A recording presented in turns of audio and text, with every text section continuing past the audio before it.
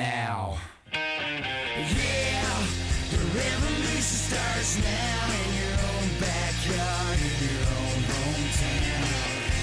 So what you do? The revolution begins today from Daytona International Speedway in Daytona Beach, Florida. We have unprecedented coverage. We'll give you everything from riding shotgun with Dale Jr. to hearing team communications throughout the entire race. You are a part of the team on the Dale Earnhardt Jr. channel. Welcome to NASCAR Hotpass exclusively on DirecTV, being presented to you by Dodge. We are right in the middle of everything. We're a part of this show like you could not believe. We'll ride shotgun with Dale Earnhardt Jr. We have multiple angles of cameras that will be able to give you unprecedented coverage. And I am actually right literally in the middle of it all. Right across the pit road, you see, that is the Hotpass headquarters, and I'm Rick Allen. I'll be calling the race from inside of here, giving you a little of the insight communication that takes place between the team and driver. And my broadcast partner, Phil Parsons, will normally be located in the pits during the entire race, but an exception today. We're honoring the Parsons family, and for that, my broadcast partner is in a very special place. Phil? Rick, it's incredible. Robin Bragg and all his people from Daytona International Speedway and NASCAR bestowed this tremendous honor for my brother Benny and our family to wave the green flag for the 49th running of the Daytona 500. Cannot say how much we appreciate that to Robin and all his folks. And I'm so excited to be a part of this groundbreaking coverage we're going to have on DirecTV Hotpass. We're going to be in the huddle, Rick. We're going to be with the quarterback, Dale Earnhardt Jr. We're going to be with the head coach, Tony Eury Jr., and we're going to be with the offensive coordinator, Steve Meal, high on top of the grandstands. And we're going to ride with Dale Jr. in the right-hand seat all the way from the start of the green flag all the way to victory lane for that Budweiser Chevrolet. Well, we're very excited about that. And as a matter of fact, let's see if we can talk to the quarterback. Hey, Junior, it's Rick. I want to check the level of our audio again. How we doing? It's about the same, maybe a little bit better. We go with that. Sounds good. Hey, buddy, we are riding shotgun with you. The millions of Dale Earnhardt Jr. fans are looking forward to seeing you in victory lane today. Yeah, we're looking forward to it. It's been a long week. Glad the race is ready to start. That's what we've been waiting on. Seems like it takes forever to get here. We're finally here. Looking for a good day. How about Tony Stewart in front of you? You've had some pretty good success drafting with him. What do you think? He's got a good car, so anybody be happy to draft with him, hang on to him a little bit. You'll probably get to the front. But we want to see if we can get our car to the front, lead a little bit, maybe take it away from everybody here. Thanks, buddy. We want to see you in victory lane for the second time in the Daytona 500. 10-4, enjoy the ride. Hey, Rick. Yeah, Phil. I'm giving the field one to go here. I've got the caution flag in my left hand, hold my right hand up. I'm really only going to give it to Dale Jr. because that's the guy I want to win this race. I am playing favorites today, and Dale Jr. is my man. We're all riding along with Dale Earnhardt Jr. and obviously a big honor bestowed upon the Parsons family, and Phil's able to wave the green flag for this, the 49th annual Daytona 500. And like he said, he's going to give the green flag to our man, Dale Earnhardt Jr. Rick, I cannot believe that all these folks at home watching DirecTV, especially Channel 799, our channel, that we're about to start the Daytona 500. What an honor for my brother Benny and our entire family, and I just can't say enough. And thank you so much to Daytona International Speedway for allowing us to do this. And I cannot imagine how it is going to be at home, because I'm telling you, I've got goosebumps here. I've got my DVR set to get this on DirecTV's Hotpass, and I'm envious of the people at home watching us right now. We're going to ride along and enjoy the show with you. One of the great things that comes with Hotpass on DirecTV is the communications. You're going to hear from Steve Meal, who's the spotter. He's high atop the racetrack. He's going to give Junior all the communications he's going to need as far as if he's got an opening to the outside or if he needs to follow a certain line on the racetrack. Then we're also going to hear from the coach, which is Tony Eury Jr. He's going to be giving them all the strategy that they need to do. So we are riding along with Dale Earnhardt Jr., and all us Dale Earnhardt Jr. fans are crossing our fingers and praying for a great race for our man.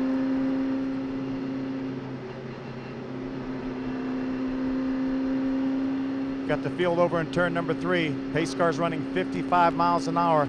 Our man, Dale Jr., starting on the inside of the 4th row, starting back in the 7th spot. That's a great spot to see the front for the Daytona 500.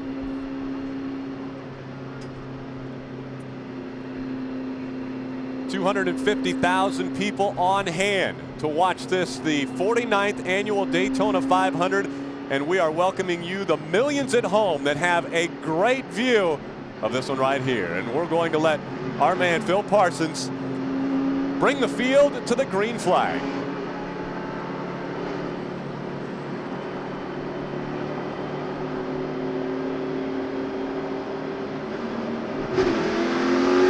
There it is, the green flag for the Daytona 500. Go, Junior!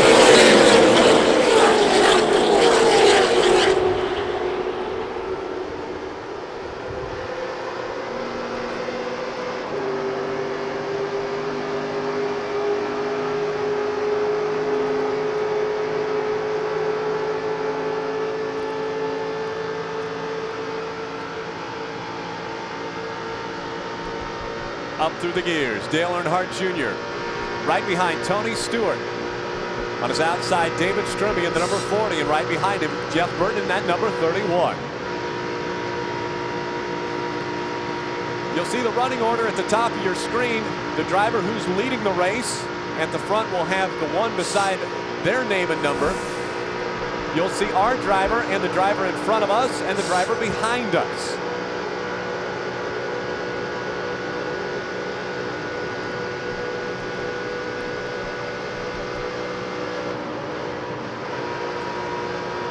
Broadcast network will be in the upper right corner. Steve Meal just gave the communication 3 wide to Junior.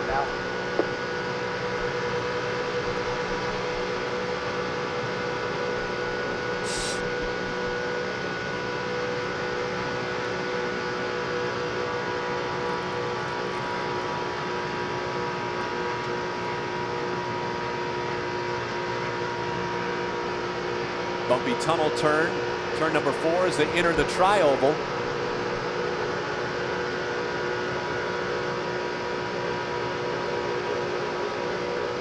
Two cameras, one atop of the front stretch, one on the back stretch, giving you an isolated shot of the number 8 Budweiser Chevrolet. Still outside, 1 car length back to the 31. That is Steve Meal. He's the spotter. You can also see the brain trust. That is on top of the pit box in your upper left corner of your screen. Tony Eury Jr. in the middle in the tan cap with the headset on. Still outside now.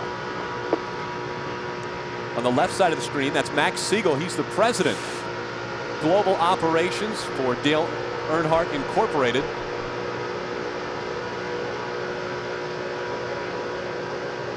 Still outside, help coming. Steve Meal is going to be your eyes throughout this race. He says help coming. He hears and sees Jeff Burton moving up.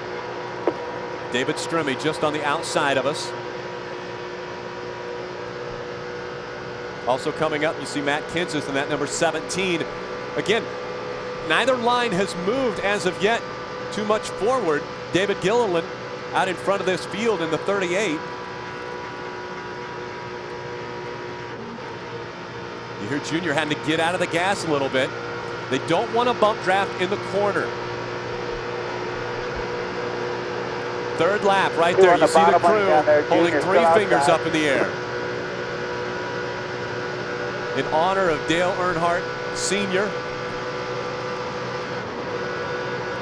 Hear Dale get out of the gas again. Normally you don't hear anyone take their foot off of the accelerator at a restrictor plate track like Daytona or Talladega. But since they can't bump draft in the corners, he's got to get out of the gas so he doesn't get too much of a run on Tony Stewart right now. And now we see Denny Hamlin in behind us in that 11.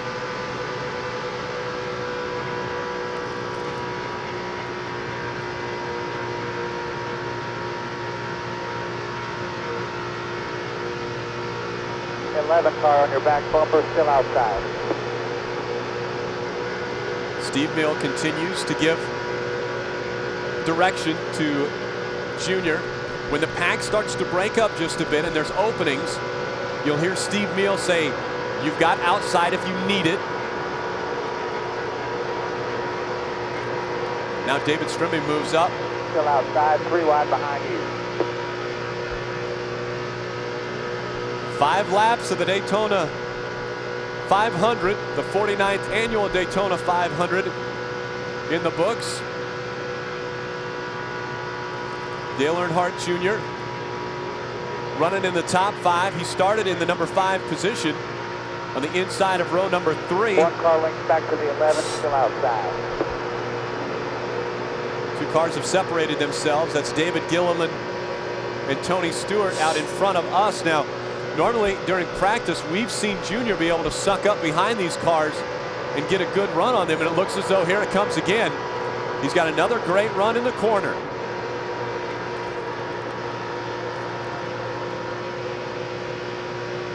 Wind was a big factor.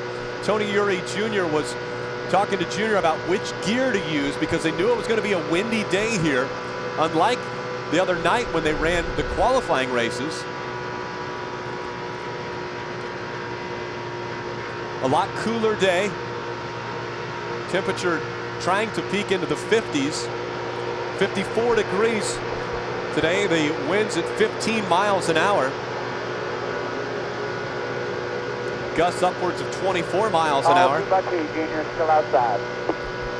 2x2. You can see Dale Earnhardt Jr. moving to the inside, seeing that Denny Hamlin was looking to the inside.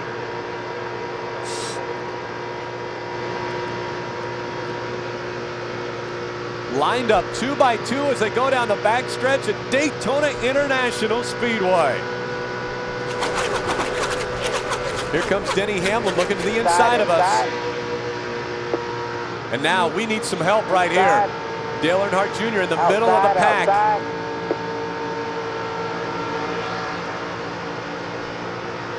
Coming up behind us, that's Kevin Harvick in the number 29 just behind us.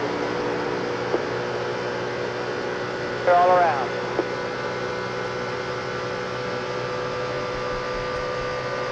Clear all around. You see the debris flying around in the air. A lot of times, some of that, those either hot dog wrappers or the cellophane they put on top of drinks might get onto the racetrack, and sometimes will get in front of the radiator openings for the air, and that's when we have problems with maybe overheating. That's certainly a big concern, Rick, for Tony Jr. and all his guys, and they try to take that in consideration. They'll have some tear-offs on the grill that they can tear off. And we'll be back with more action from the DirecTV Hotpass channel. Dale.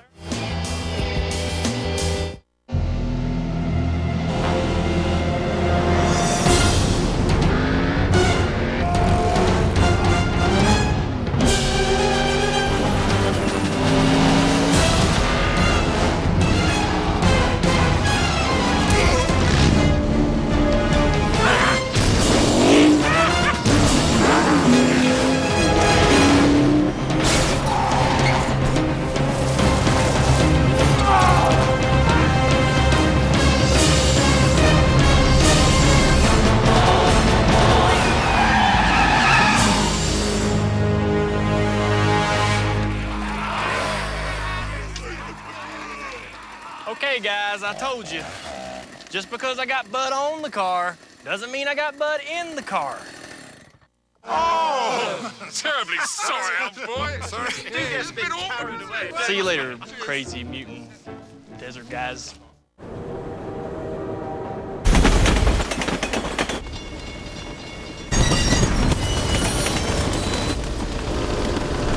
We knew the 2007 Motor Trend Truck of the Year would be a tough act to follow. So we took the lead instead. Introducing the most powerful heavy duty on the planet, the all-new Silverado HD. This is our country. Hey, I'm ordering some Domino's. Great. Thanks for calling Domino's. Would you like to try our new Double Zero deal? Double what? Double Zero deal. Buy one pizza, get a second one free on Sundays. It's named after me. Who are you? I'm Double Zero, David Ruderman. Hey, check this out. Hey, can you hear that? Yeah. It's pretty cool, huh? Yeah. Hey, how about now? It's windy. Buy one pizza, get a second one free. American Idol goes to 3 nights, Tuesday, Wednesday, and Thursday, and the voting begins. Tuesday, the top 12 men take the stage and the phone lines open. Then Wednesday, the top 12 women battle for your votes. And Thursday, the results are revealed live. Who will you put through? 3 nights of American Idol begin at 8, 7 Central, Tuesday on Fox. Check out the newly redesigned NASCAR.com. Now with more news, videos, and stats than ever before. The new NASCAR.com. Your home for everything. Life is definitely a highway of Daytona International Speedway. You're exclusively getting a view of the Dale Earnhardt Jr. channel, NASCAR Hotpass, exclusively on DirecTV. Junior started this one in 5th. You see the currently running 4th in your upper left corner. You're going to see multiple views today. You see telemetry on the bottom of the screen. 11 of 200 laps have been completed. We're running 182 miles an hour, and the RPM's running right at about 7,412. 7,400 is in that ballpark.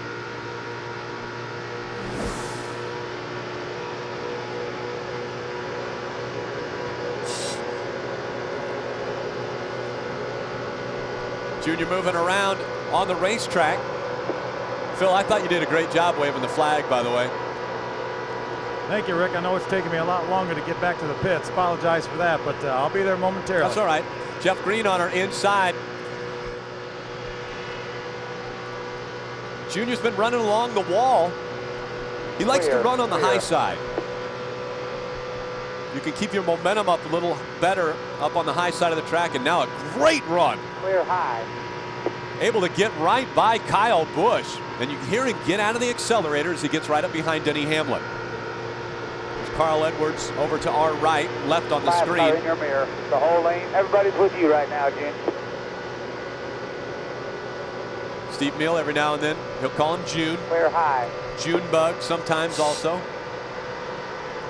There you see the telemetry again on the bottom. 190 miles an hour when we went into turn number 1. RPM's almost up to 7,900, and that's very high at Daytona. It depends on the gear that they put in. 5 cars with you. Hamlin is to his inside. Hamlin has no traffic help. Clear all around.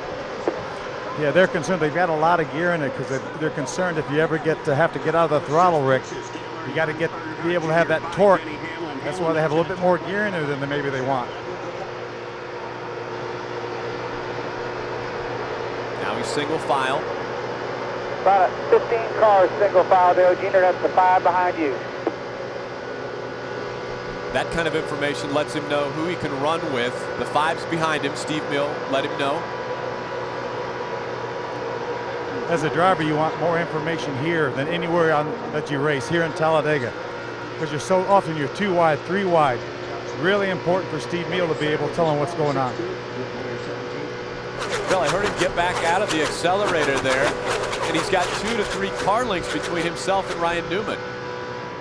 Probably felt a little bit of push. He wanted to make sure that he didn't push towards the wall, so got to get off the throttle a little bit and let that front end settle down. He reels in Ryan Newman. 7 positions he's moved up in the last 4 laps. That's what we like to see, our man moving toward the front.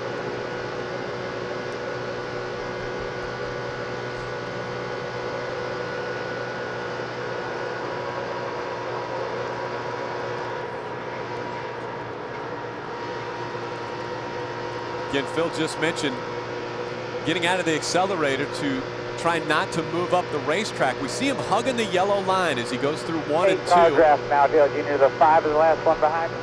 Coming back to the yellow, got a car spinning behind you. Caution has come out on the racetrack. Car's all a little bit loose, getting pretty tight all back for a while. Boris Said brings out this caution.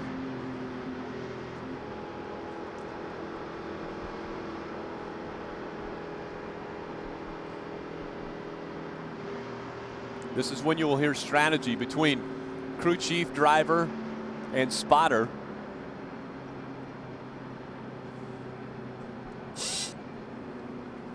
When we show a replay, This is actually from Fox. We're taking a look at what took place and why this caution came out. You see the 60 spinning across the backstretch.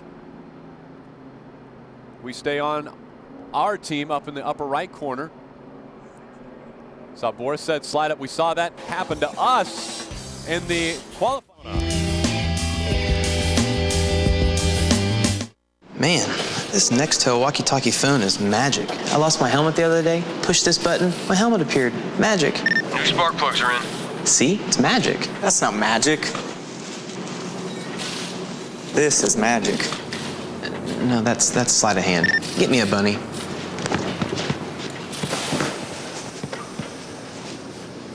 That's magic. Nextel helps NASCAR fans get things done with the new Motorola Buzz. One powerful phone, two powerful networks. Nextel, only from Sprint. We do have a confirmed sighting. Copy that black SUV. We do have a visual.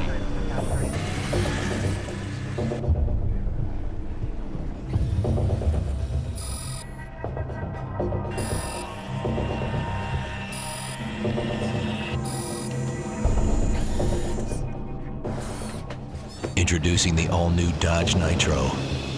Careful, it's Nitro Active. Man, how do they do it? How do they know so much about parts? Show him.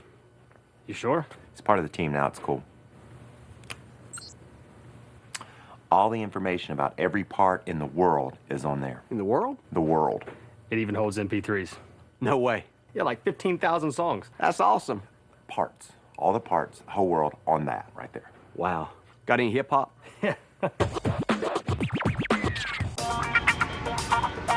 The fastest drivers on Earth are in a race across America.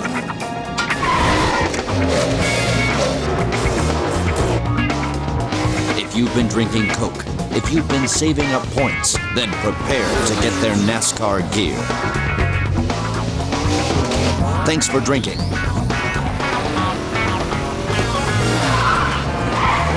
Every Coke drinker is a potential winner. They've thanked their pit crews. They've thanked all of their sponsors. Now, the fastest drivers on Earth are coming for you. Thanks, Tony! And nothing will stop them from giving you their NASCAR gear. Nothing. Thanks for drinking. What it look like to me. Welcome back to NASCAR Hotpass, exclusively on DirecTV. Your upper left, you see the replay of the most recent pit stop. Again, the first caution coming out. Boys going over the wall. 8 in the 12. Changing 4 tires.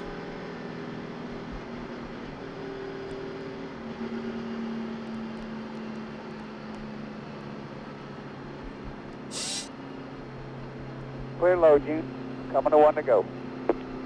Junior was able to get out just in front of Ryan Newman in the 12.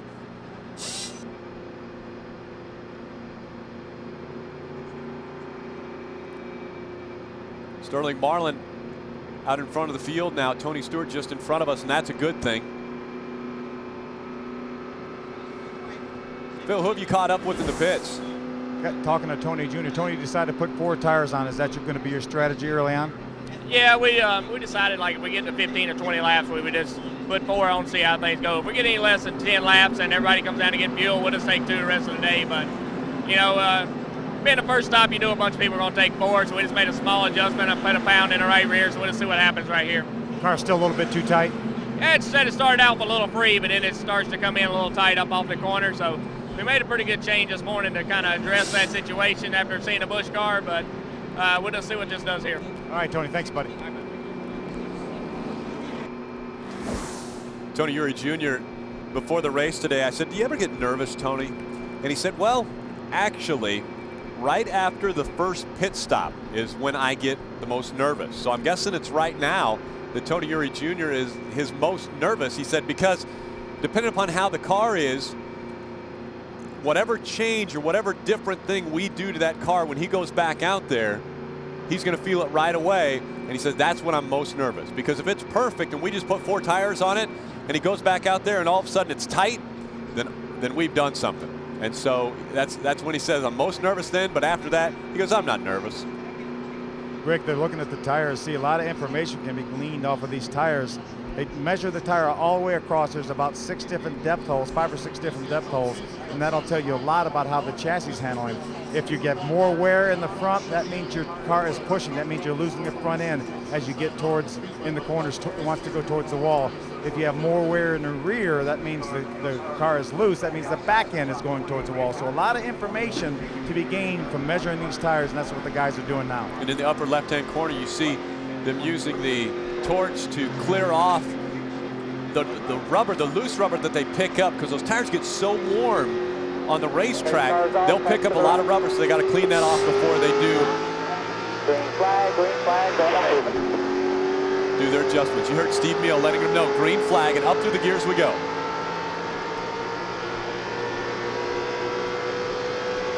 Four car lengths back to the 12 car. Rick, our guys did that pit stop in 14.9 seconds, and we gained 3 spots on pit road. The guys are getting it done. 14.9 seconds, not a bad stop. We've got a pretty good pit stop, or pit stall, right? Pit stall number 1. The 12 right has the 5 car behind him, 3 car lengths now. Right as you exit pit road, we are at pit stall number 1. Currently running in the 4th position. 2 car lengths back. And remember, this is the first pit stop of 2007 for the Budweiser guys, Rick. Back bumper, June.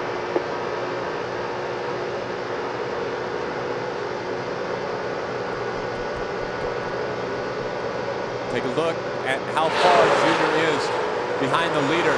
It's only 0.27 seconds behind Kurt Busch right now. You see that just underneath our driver, Dale Earnhardt Jr. on top. Again, Tony Stewart just in front, Ryan Newman just behind. And as they stay in single file line, obviously the fastest way around this racetrack. That's what they would like to see, is a lot of single file running. We know when we get towards the end that people are going to get a little bit greedier, but right now just stay in single file. Try to get some laps down. They're so close. You take a look at the track map. GPS shows us pretty much right on top of the 2, and David Gilliland gets shuffled out, and that means David Gilliland will drop to the back. We stay in line with Tony Stewart. That's something we've seen a lot. Dale Jr. behind Tony Stewart. They work together so well. Up to 3rd we go. Kurt Busch out in front of the field, and it's Tony Stewart. Looks like about a car length and a half back to our guy Dale Earnhardt Jr. And then Ryan Newman bump drafting. Let's see if Dale uses it. It looks like he's going to come up behind Tony and also give Tony a little bump.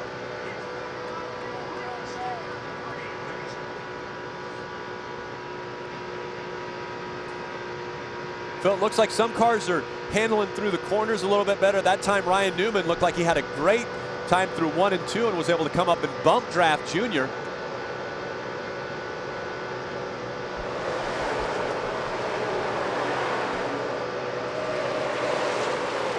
Inside. Got some help with you. Tony Stewart ducked down to the low side, stayed with Kurt Busch.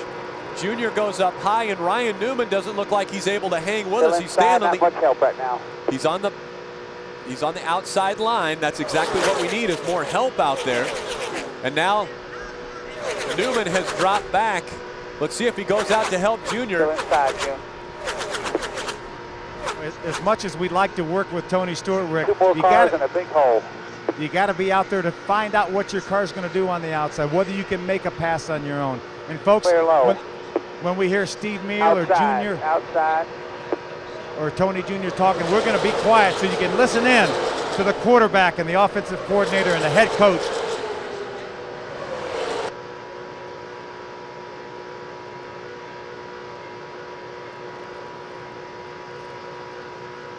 One car in your mirror, you're in about a 15-car single file draft.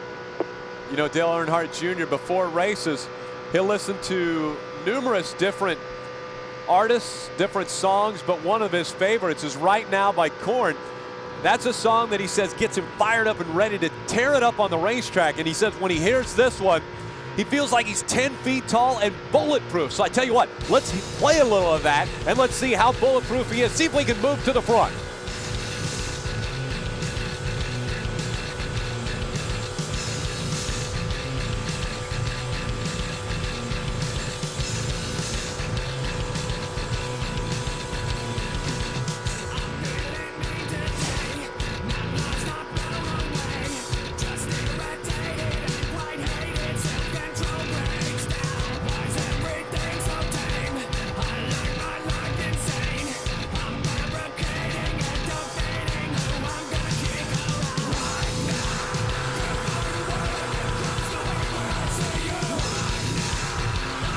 Inside, still inside.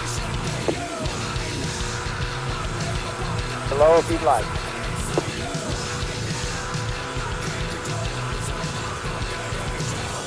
Inside now.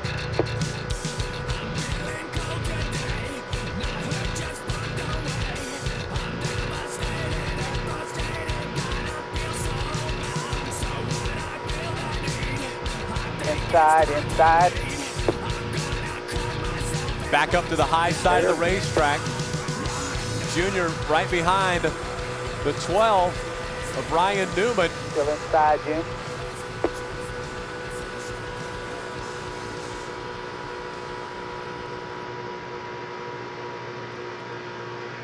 Junior again riding the high line around the racetrack. That's Jeff Burton just behind him in the 31. No other drivers have tried as high a line as Junior all has. 2x2 behind you. That was part of the problem in the bus shootout last weekend. Junior could run so high and make up so much time, and nobody could really duplicate his line. Junior continuing to run the high line, and now his teammate Martin Truex Jr. has gone up there. Let's see if the two cup.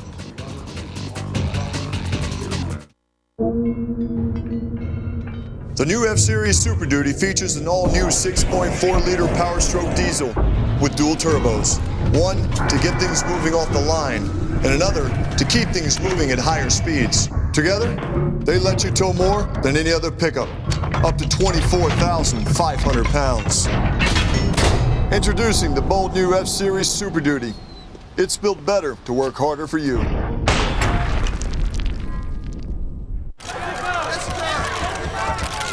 How are you feeling tonight? I'm thrilled. Cheesy bites are back! Cheesy bites are back! Cheesy bites are back. Tony, fire up the limo! Pizza Hut's Cheesy Bites Pizza is back. No pizza is more irresistible with 28 poppable Cheesy Bites. Get a large one-topping pizza for just $11.99. Cheesy bites, my one true love. Want more fun? Get America's favorite pizza. Pizza Hut. Together we stand, divided we fall. Let's work together. Come on, let's work together. From the first lap at Daytona, it works so well together, to the short shoot at the Brickyard, to the final straightaway at Homestead. Congratulations, Jimmy Johnson and Team 48 on building this championship together. Looking to upgrade your wireless phone? Radio Shack not only has major carriers, top-of-the-line phones, and the latest accessories, we also offer the helpful advice to make sure you upgrade to the exact phone you need. Which is why Radio Shack is your neighborhood wireless store.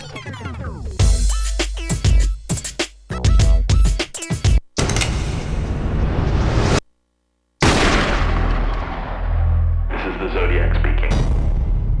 He's hunting humans. Are you sure there's nobody else in the house?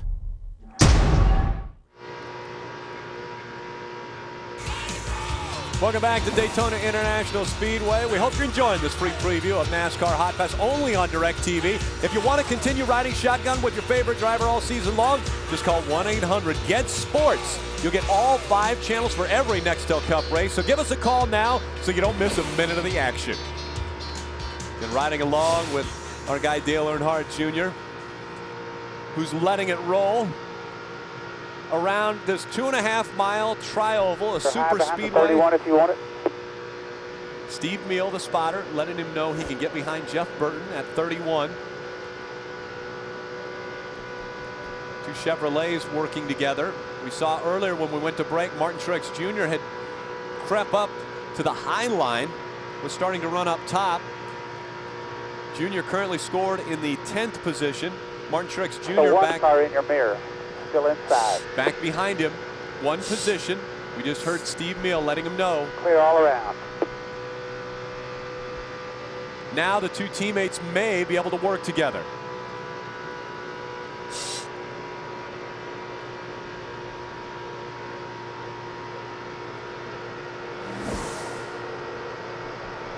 See the telemetry on the bottom of your screen. We've completed 31 of the 200 laps. 32 complete now as they cross the start-finish line. Get upwards of 189 to 190 miles an hour going into turn number 1. Inside, inside. The one car is too tight to run the bottom. Clear all around. Steve Meal just got the information from the one team that Martin Truex Jr. is too tight to run down on the bottom of the racetrack, and that is why he's been running up on the high side right behind Dale Earnhardt Jr.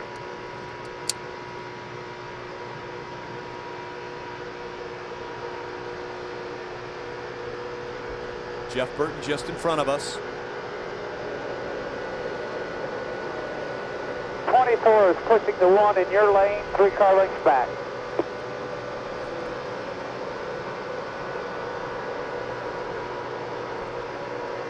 Junior doesn't talk a lot on the radio. Back bumper. Clear all around. His communication will mostly be with Tony Eury Jr. just before a pit stop. Inside, inside. Now Jeff Gordon coming into the picture in that number 24. Jeff Gordon, another one of those drivers who knows how to win at this racetrack.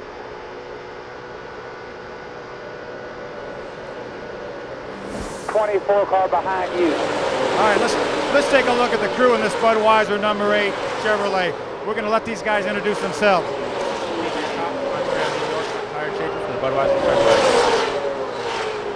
Hi, I'm Shannon Keys. I'm from Byron, Georgia. Brian Chase, York, Maine. Eric Wakeman, Plymouth, Indiana. 24 car. Jeff Clark, Oak Park, Illinois. Back to the next spot in your lane. Greg Lund, Edgerton, Wisconsin. And those are the guys going over the wall in this Budweiser Chevrolet. Phil, they were a little bit shy, actually, not letting us know what jobs they did when they went over the wall. Well, they want to be ready now just in case something happens. They don't want to spend a whole lot of time talking on the television. They want to be ready in that case that Budweiser Chevrolet comes down pit road. And we had one guy, Greg Burkhardt, the rear tire changer, was so shy he wouldn't even come and do it. Well, it's kind of funny being with these. Still outside. Being with these 3 car lengths back to the 24. These crew members that go across the wall, go over the wall for every pit stop. They're high one lane. Very humble. Still outside, Jim. Still outside. They're an extremely important role in getting Junior up to the front. Just like that first pit stop, he moved up 3 positions on that last pit stop, and that's because those guys that go over the wall do such a great job. We're riding along with Dale Earnhardt Jr. We'll be right back. Move it out. Let's go. Roger, night down for me, please. All set here. Being fastest from 0 to 60 is good. Truckers say fastest from 40 to 70, even better. Throw in 4 massive disc brakes, and you got yourself one happy ending. Available on the all-new full-size Tundra, the truck that's changing it all. Casey Kane. Where? Casey!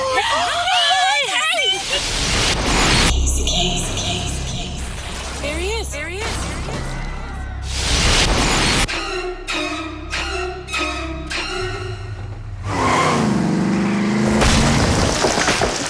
Even the best drivers could use accident forgiveness. Part of your choice auto insurance. Only from Allstate. Are you in good hands? Hey, is there anything we could do to help? Anything. Heat. Enemy of engines.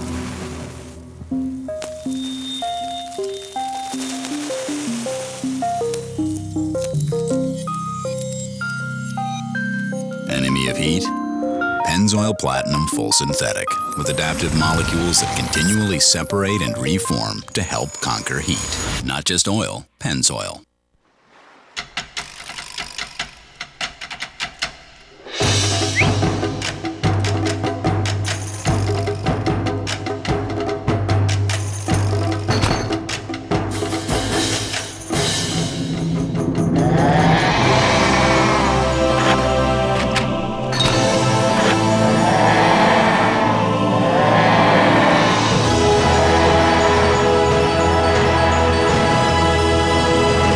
Fox Sunday is a night of firsts with a never-before-told life story of Homer Simpson. My knife is tail! On a new Simpsons. And be the first to see the world premiere of the next Simpsons movie trailer. Who's a good pick? Only in a new Simpsons at 8, 7 Central tonight on Fox. After 500 miles, I'm ready for a bud.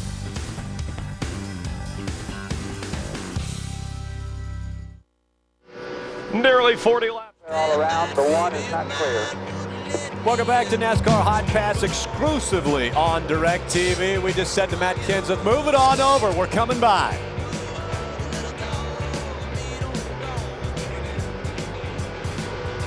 Hey Rick, I'm standing by with Walt Smith. He is the pit crew coordinator and also the trainer for all of DEI's teams. Walt, how are you guys doing today?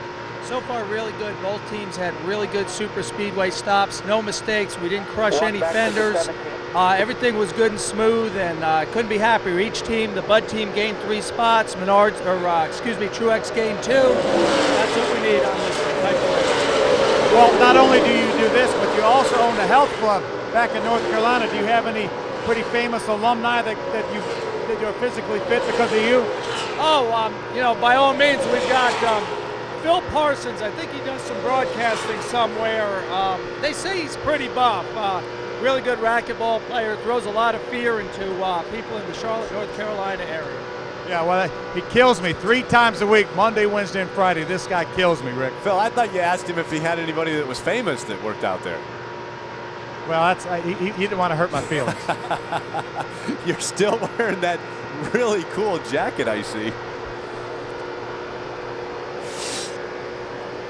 You see the difference between 17 car back bumper, Kurt Busch, 5 car lengths behind him.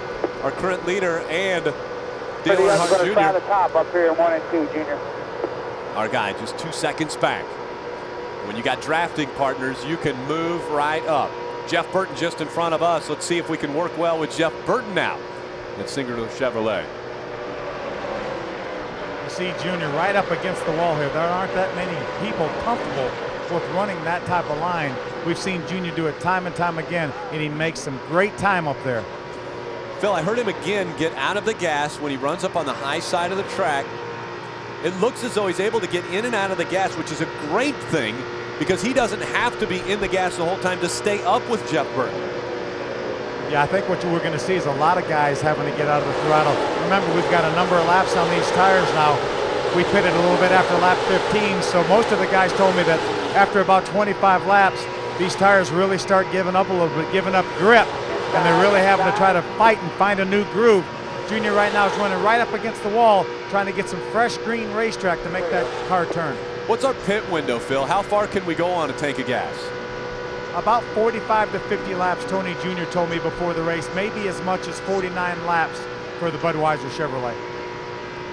What are we turning for fuel mileage? A little over 6 miles to a gallon? Yeah, that's some great mileage here with these restrictor plates, and these cars turning, as you mentioned, about 7,800 RPMs or something like that. That fuel mileage unrestricted would go down to about 4.5 to 5 miles over a gallon.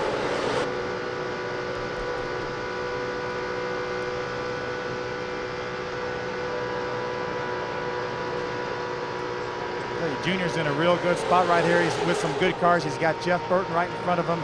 He's got the 99 of Carl Edwards behind him.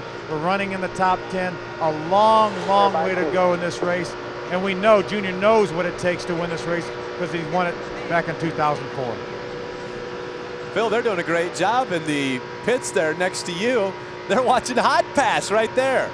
Absolutely. Tony Uri Jr. told me a couple of weeks ago, he said, I am really excited to have the Hotpass. He said, I've already subscribed. I said, wait a minute, Tony, maybe we can work something out. Probably. I like the bottom of 3 and 4. Yeah, that's what he figured too. You heard him. He likes the bottom of 3 and 4. There's Tony Uri Jr. right there, top left of your screen. He's our head coach right there. Tony Uri Jr.'s got a lot of experience. He's been with DEI since 1991 when he worked on Dale Earnhardt Sr.'s Busch cars. Tony Uri Jr. started working in the racing world, actually sweeping the shop. So going from sweeping the shop to calling the shots for the most popular driver in all of NASCAR. I think just about all of us have started by sweeping the floor. I was one of the best floor sweepers in my brother Vinny's shop. Well, maybe that's a job that you should start out with. Those people that are listening in and wanting to get into the racing world, offer up your help. We're running pretty well right now, Phil. Comfortably in 8th. Looks like up on the high side. Carl Edwards gets a run on the bottom, but we have so much more momentum when we come out of the turn. We pull just, it's amazing how much we can pull away from some of these cars. By 1 to the 99, 17 behind him with a 40 behind him. 10 car lengths back to the next pack. You hear Steve Meal telling Junior where everybody is, so he's aware of what's going on behind him. Looks like your crew's getting a little bit antsy down there. Yeah, they're getting ready. We know we've run about almost 30 laps since our last pit stop, so we know it won't be long till the Budweiser guys are going to get over the wall and get us about a 13.5-second pit stop. Our first pit stop was under caution, and so the pressure rises when we continue under green flag conditions, and we know that number 8 Budweiser Chevrolet is going to have to come down and have a good stop, and we know our guys are going to be able to do it. About that 70, Tony Jr. More like probably 65. Thank you. You heard Tony Jr. telling Steve Meal about lap 65, so we're inside of 20 laps to go till our next pit stop if we stay green. We heard Walt Smith tell us that was a good super speedway pit stop. What that means is these pit stops here are a little bit longer, Rick, because they get the wheel wells so tight around the tires for aerodynamic purposes. It's a little bit harder to get these tires off. That's why these stops are just a tick longer than we would see next week in California. We're getting a shot now from the blimp. So you have unbelievable coverage of Dale Earnhardt Jr. We're riding along. We want to thank Ginn Properties and Resorts for this shot. A beautiful shot of that Budweiser Chevrolet. There's your blimp just up above this racetrack. They were worried earlier today. There was cloud cover. It was very windy. They didn't think that they were going to have access to this blimp, but thank goodness that the clouds were able to clear up, even though it is still a little bit cool in the area. It's pretty hot down here in the Budweiser pits, Rick. These guys know they have a pit stop inside of about 17 laps. They're getting ready. Are they talking about any changes yet, Phil? Clear by 2 to the 99, big hole behind him. I have not heard Tony Jr. talk about what kind of changes he will make. I'm sure it's probably going to be in the air pressure variety, maybe a little bit of a wedge adjustment. When we talk about air pressure, he's getting information from not only the engineer of the team, Dr. Mergen, but also the guys that work on the tires, tire specialist Ray Oisling. And he'll run the bottom of 3 and 4 a little bit. I won't make any runs on him. Talk about the 31. Yeah, I'll get tight when he's up there. I can do it 1 and 2. You hear Junior asking Steve Meal to ask the 31 car if they will run the bottom down in 3 and 4. He gets a little too tight. But what a run off of that corner right there. And so the communication continues between our drivers and the other drivers. Daytona.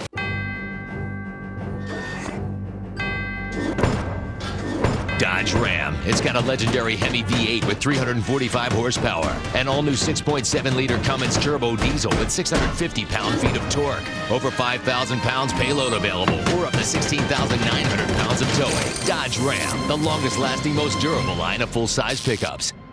Now get up to $5,000 cash allowance on Ram 1500. Discover America's hottest products at your Dodge dealer. Dale Earnhardt Jr. wins at Richmond. Yeah!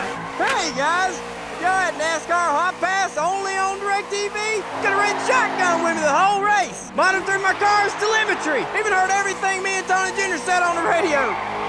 Sorry about that little exchange on lap 31. We'll clean that up next time. Ride shotgun with top NASCAR drivers. Only on DirecTV. So, picture this. It's March Madness.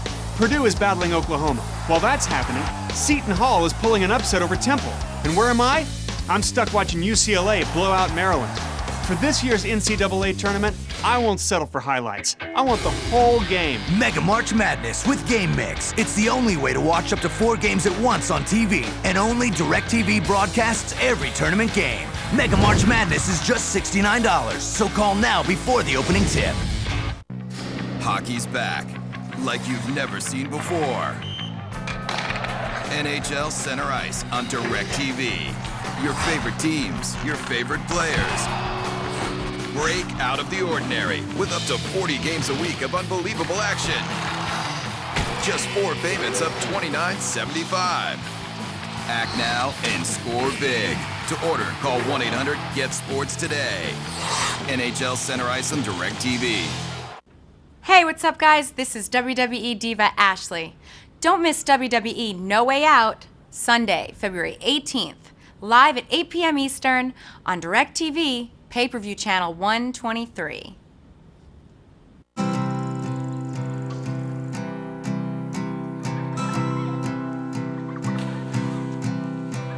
Won't you be good to yourself? And don't you feel like coming home? DirecTV, the exclusive home of NFL Sunday Ticket, would like to congratulate Peyton and the entire Manning family for the Colts' victory in Super Bowl 41. During the free ride sweepstakes.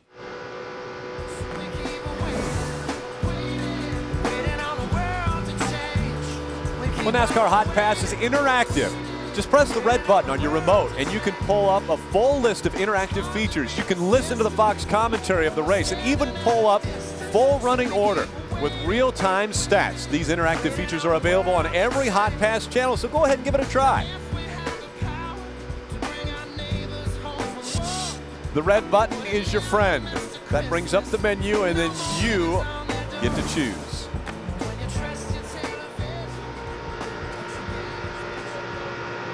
Currently running in the 8th position, just in front of us, Jeff Burton. Right behind us, Carl Edwards. Leading this one is Tony Stewart. You see that running order on the top of your screen, the telemetry on the bottom of your screen. Again, you're watching NASCAR Hot Pass exclusively on DirecTV. We're hearing a lot of communication between Steve Meal and obviously his driver, Dale Earnhardt Jr., but we're also getting some communication from Steve Meal with other spotters, and this is where all the spotters stand. And so, for example, Steve Meal went over to Jeff Burton's spotter and said, hey, would you mind running a different line on the racetrack? They did their communications, they came back, Junior said, yep, this is exactly where I want to run, and now we see Jeff Burton running the bottom of the track. So the two of those guys working together. Phil? Rick, let's talk to Tony Eury Jr. Tony, think a little bit too tight yet? Yeah, it seems like the last change we done didn't really affect the car, so we'll probably do something a little bit more extreme. We'll probably race the track car like a round and a half, something like that, and see what happens. It looks like he can really run the top well down at 1 and 2, but he wants to be lower on the racetrack in 3 and 4. Yeah, the wind blowing down the back straightaway is kind of what we seen the other day. It's a lot tighter in 3 and 4. During the Busch race yesterday, we could run 1 and 2 wide open, no matter if anybody was around or whatever. We were free enough. But in 3 and 4, it seems like you just got to go through there half throttle. So we really got to work on that end of the track. Going to bring him in about lap 65 if it stays green? Yeah, we're going to try to mix it up and make sure we're not in the pits at the same time as this 31 car, because we don't have to drive around him or nothing. So maybe if we get around him here under green, we'll bring him in about the same time 31 comes. All right, Tony. Thanks, bud. So strategy taking place now, talking about when the 31 of Jeff Burton will come in. Inside. It's Carl Edwards on the inside that we just heard Steve Meal. Rick, at these speeds, you're traveling about a football field a second. So if you come in at the same time as the 31 and have to wait a second or two to drive around them into the pit box, you could be talking about 2 football fields on the racetrack. And that again puts the importance into the hands of that crew that's down there with you. Again, on your screen, just to keep you informed, in the upper right-hand corner, you're always going to see network. That is the Fox broadcast. And again, it's interactive, folks. You can push the red button, the menu comes up, you can listen to the Fox broadcast, or you can stay right here, which we would obviously want you to do, because you can listen in to everything that Dale Earnhardt Jr., Steve Meal, and Tony Eury Jr. are saying, as well as ride shotgun with this Budweiser Chevrolet.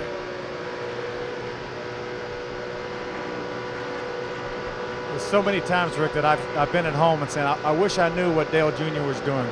I wish I knew what somebody else was doing. Right now, this is awesome to be able to watch Dale Jr. for this entire race. A 7-time restrictor plate race winner here at Daytona, between Daytona and Talladega, and him making moves here, running 8th right now currently. Run if you can work in that direction a little bit. Some more.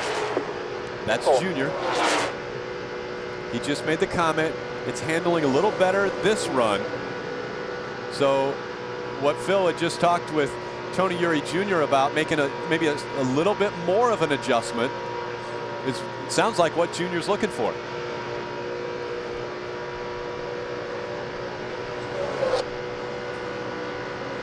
So Dale Earnhardt Jr. comfortably riding in the 8th position. We'll be back with more Hot Pass. The Blackjack, fully loaded, deceptively thin. Your pit pass to exclusive race previews and recaps from Jeff Burton and Richard Childress Racing. And the Sync, also your #1 source for racing with Inside RCR and J-Ski video. Our latest phones with video, vibrant MP3 sound, and exciting racing content. And now at a very popular price.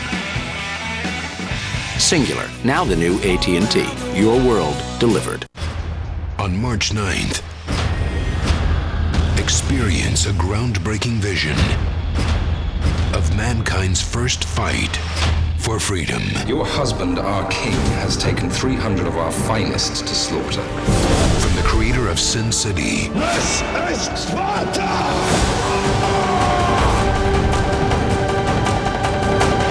300. We're in for one wild night. Rated R. Only in theaters and IMAX March 9th. Man, how do they do it? How do they know so much about parts? Show him. You sure? It's part of the team now. It's cool. All the information about every part in the world is on there. In the world? The world. It even holds MP3s. No way. Yeah, like 15,000 songs. That's awesome. Parts. All the parts, the whole world on that right there. Wow. Got any hip-hop? Ladies and gentlemen, the President of the United States.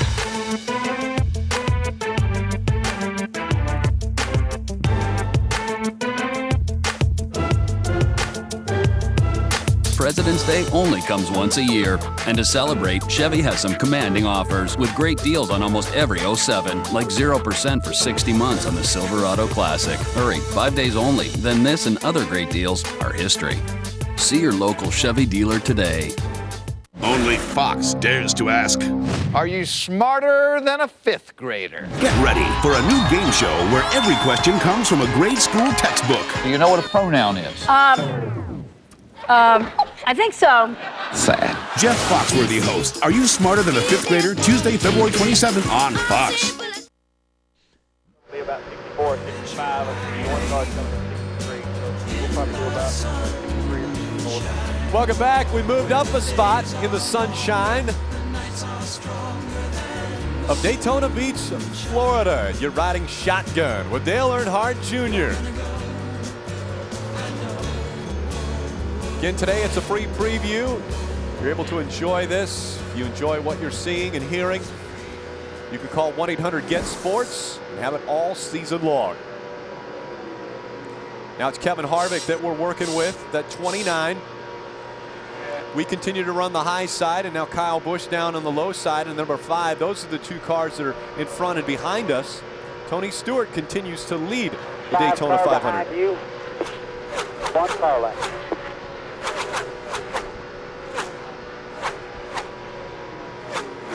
Rick, the Budweiser guys are getting ready down here. They know the pit stop's coming soon. We've completed 62 laps. You had mentioned 65, the magical number.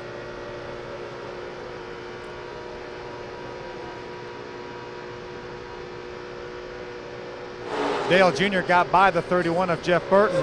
Jeff Burton is coming in the pits now, so Dale Jr. will have an opening behind him.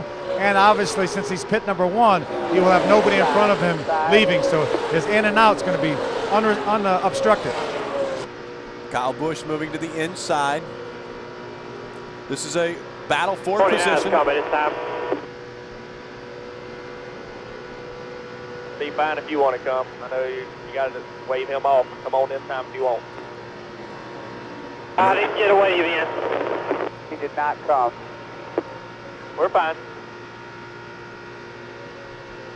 There you see a couple cars looking like they're going to make their stops. You heard Junior, not only Dale Earnhardt Jr., but Tony Eury Jr. Yeah, we'll come in this time. This time. There you go. This time they're coming in, Phil.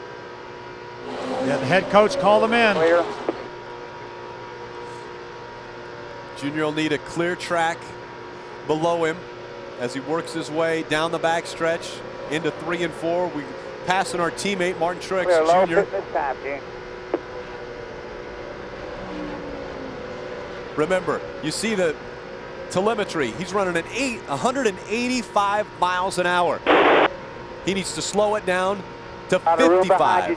4100 when you get here. 4100 in second gear puts him at 55 miles an hour.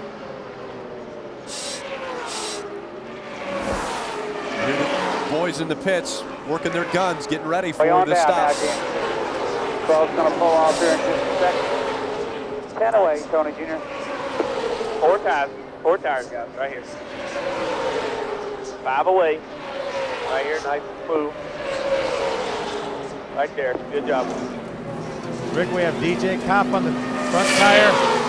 Shannon Keys is carrying the tire. Our jack man is Brian Hootie Chase. Rear tire changer Greg Burkhardt, Eric Wakeland. Jeff Clark gets her full. Great job by the Budweiser guys. Awesome job. Pop up down there with where the road course comes off. Junior has to stay on the inside of the track until he gets into turn 1. Steve Mill let him know. One's coming your outside now, Jim. Big hole behind him. He had an opening. Clear. That's David Rudiman, just went by him in the 00. Up to speed we go. Now we're going to need some drafting help. We'll cycle through the pit stops. Tony Stewart has yet to stop. He's got one with him. Hold behind this 5 car right there. Remember, this was Kevin Harvick and Kyle Busch. Those 2 stopped the lap before us. High. 4 car lengths back to the 31.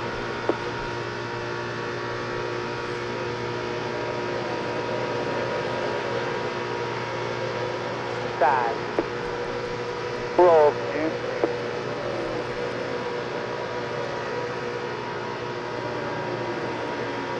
One more and you'll be clear low. Clear low right there.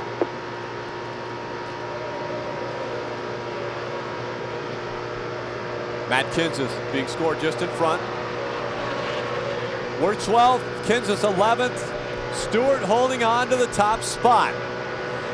Mark Martin just behind us. Let's see if we can draft with Mark Martin. We'll find out where we end up right after this commercial. Laps complete. Dale Earnhardt Jr. wins at Richmond. Yeah! Hey guys, y'all at NASCAR Hotpass only on DirecTV? Could've ridden shotgun with me the whole race. Monitored my car's telemetry. Even heard everything me and Tony Jr. said on the radio. Sorry about that little exchange on lap 31. We'll clean that up next time. Ride shotgun with top NASCAR drivers. Only on DirecTV. No matter where you are, no matter how fast you go, what's inside, we'll show everything. Every car, every driver, every ding and dent will be different with this. Different. Look. Wow. It's amazing. It's the mirrors. HDTV powered by DLP. See how millions of tiny mirrors make the picture amazing. Save up to $500 on HD TVs powered by DLP today at Circuit City. Hello? Is this Domino's? No, you're looking for the NASCAR 00 car. I'm running 00. Wrong race. Well, listen, do you know anything about this Domino's 00 deal? You mean the deal? When you buy large pizza on Sunday, you get a second pizza, a vehicle that has a value free. Offer not valid in Alaska, Hawaii. That's the one. No, I don't know much about it. You'll have to call Domino's. Hey. Oh. Buy one pizza, get a second one free.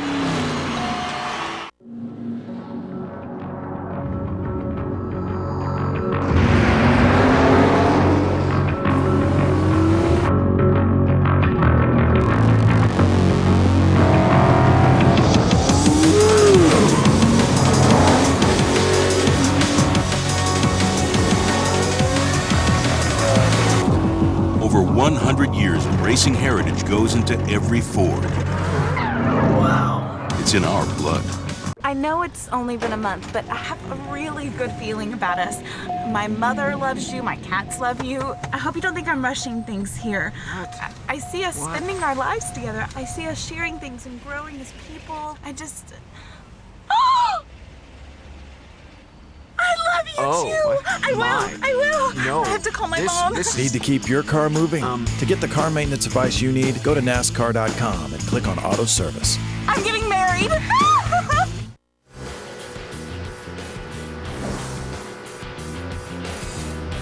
Again, Dale Earnhardt Jr. started this one 5th, currently running 12th. Welcome back to NASCAR Hot Pass exclusively on DirecTV.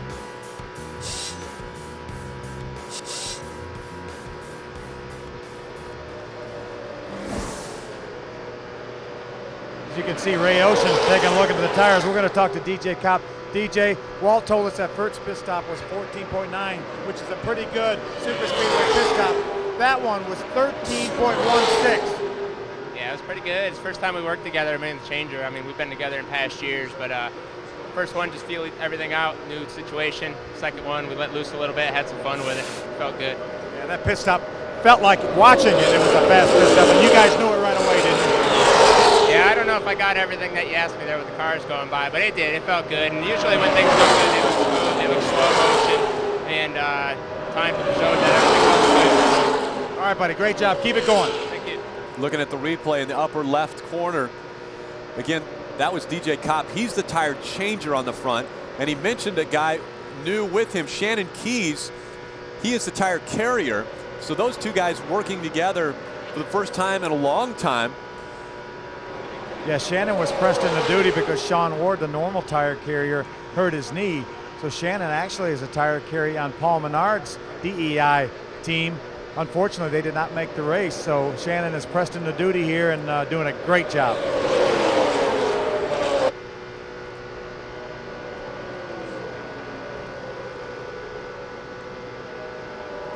Phil, those tires aren't light either. I mean, a guy could easily get injured trying to sling around the tires in 13.1 seconds. I mean, we're talking about an amazing quick turnover, changing 4 tires and filling that thing full of fuel. Boy, that was a terrific pit stop, really. And as we talked earlier, on a super speedway car like here at Daytona, the wheel wells are really, really tight, the fender openings.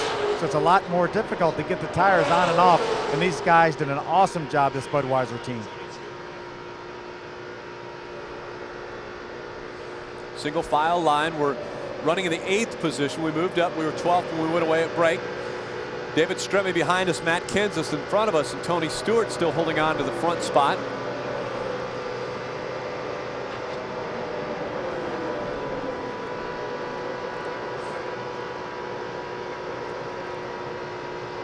Junior able to run on the bottom of the racetrack in turns 1 and 2.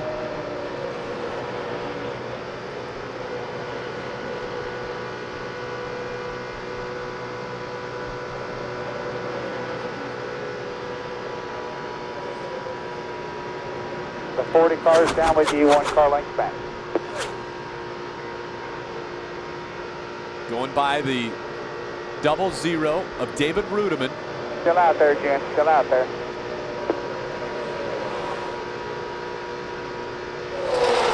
Working with the 40 car right now of David Stremme.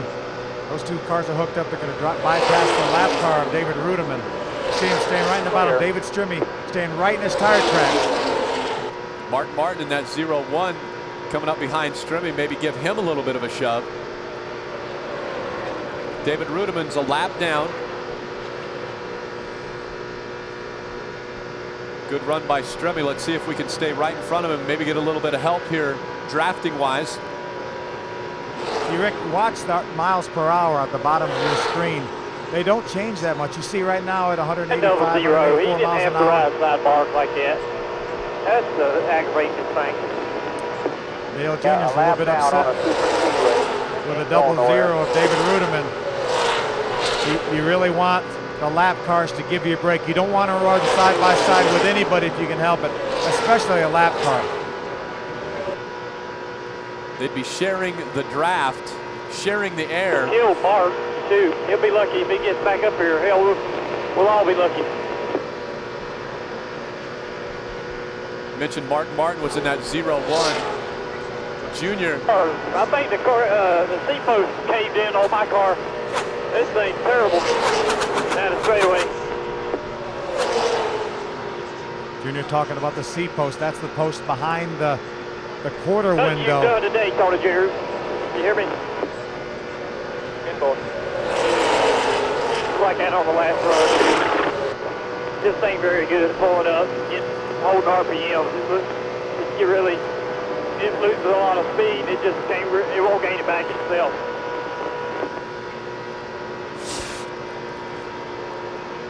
You hear Dale Jr. talking about the car not pulling up. That means pulling up in the draft to the car in front of him. So that's going to make his job just a little more difficult. He's going to really have to play the draft, and there's nobody better on the face of the earth than Dale Jr. in working that draft. He showed that in his qualifying race back on Thursday when he got spun around, went all the way to the back, was a lap down, and then worked his way all the way back up and almost was able to get by Tony Stewart, but ran second to Stewart. That's why he had back to the 40, and Mark is right behind him now. That's why he had that 5th starting position on the inside. He was the 3rd car back from David Gilliland. You heard Steve Meal tell him that Mark Martin is right behind the 40 now because Dale Earnhardt Jr. wants more cars. He wants to be able to line up these 3 cars. 3 cars running together will run faster than 2 cars running together. So Dale Earnhardt Jr. is glad that Mark Martin is able to run up on the 40. Mark Martin got around the 00 of David Rudiman. Junior has shown his displeasure with the lap down cars. We'll be back with more from Junior. You say that my client is responsible for this. You say you can't bend your leg or even move your arm. Well, I say that you, sir, are a liar. Nice catch. Listen up, America. The Cheesy Bites Pizza is back. It's back!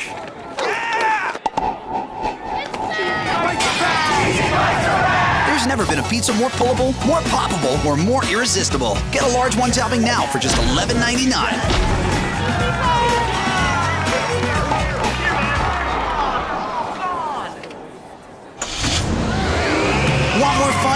Get America's favorite pizza, Pizza Hut. Wow, I can't believe we're really gonna meet Casey K. There he is. I wonder what he's like. I must be dreaming.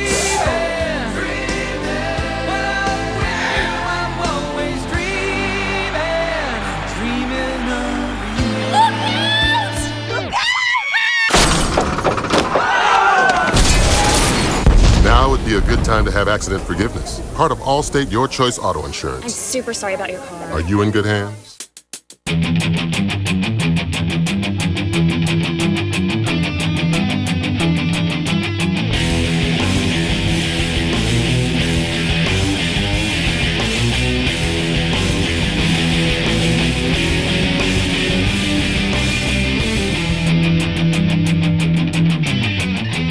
When you're about to do something this big, a little luck never hurts.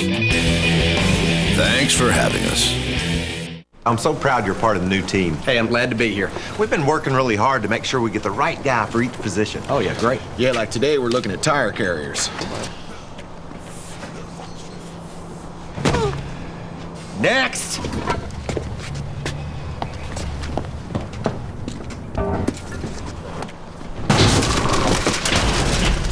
Sorry about that. Oh, that's okay. Wait till you see his sister. Here we go, guys. 4,100 seconds. 4,100. All the way down.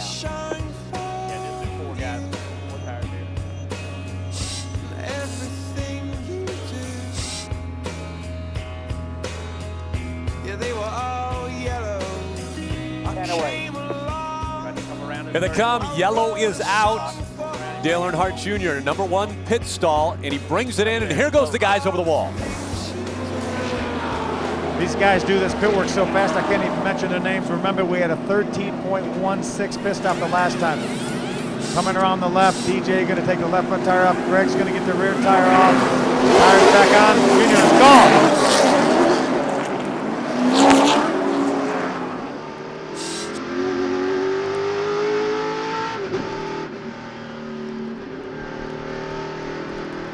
They make the change to the number 8. Phil, it looked like, was that a wedge adjustment on the right side they did? It looked like it. We'll talk to Tony Jr. here in a minute, Rick, and see exactly what kind of changes they made. Okay, and it was a situation where Junior's saying that the car is pretty good. Seems like he likes the handling of the car. They made a little bit of an adjustment.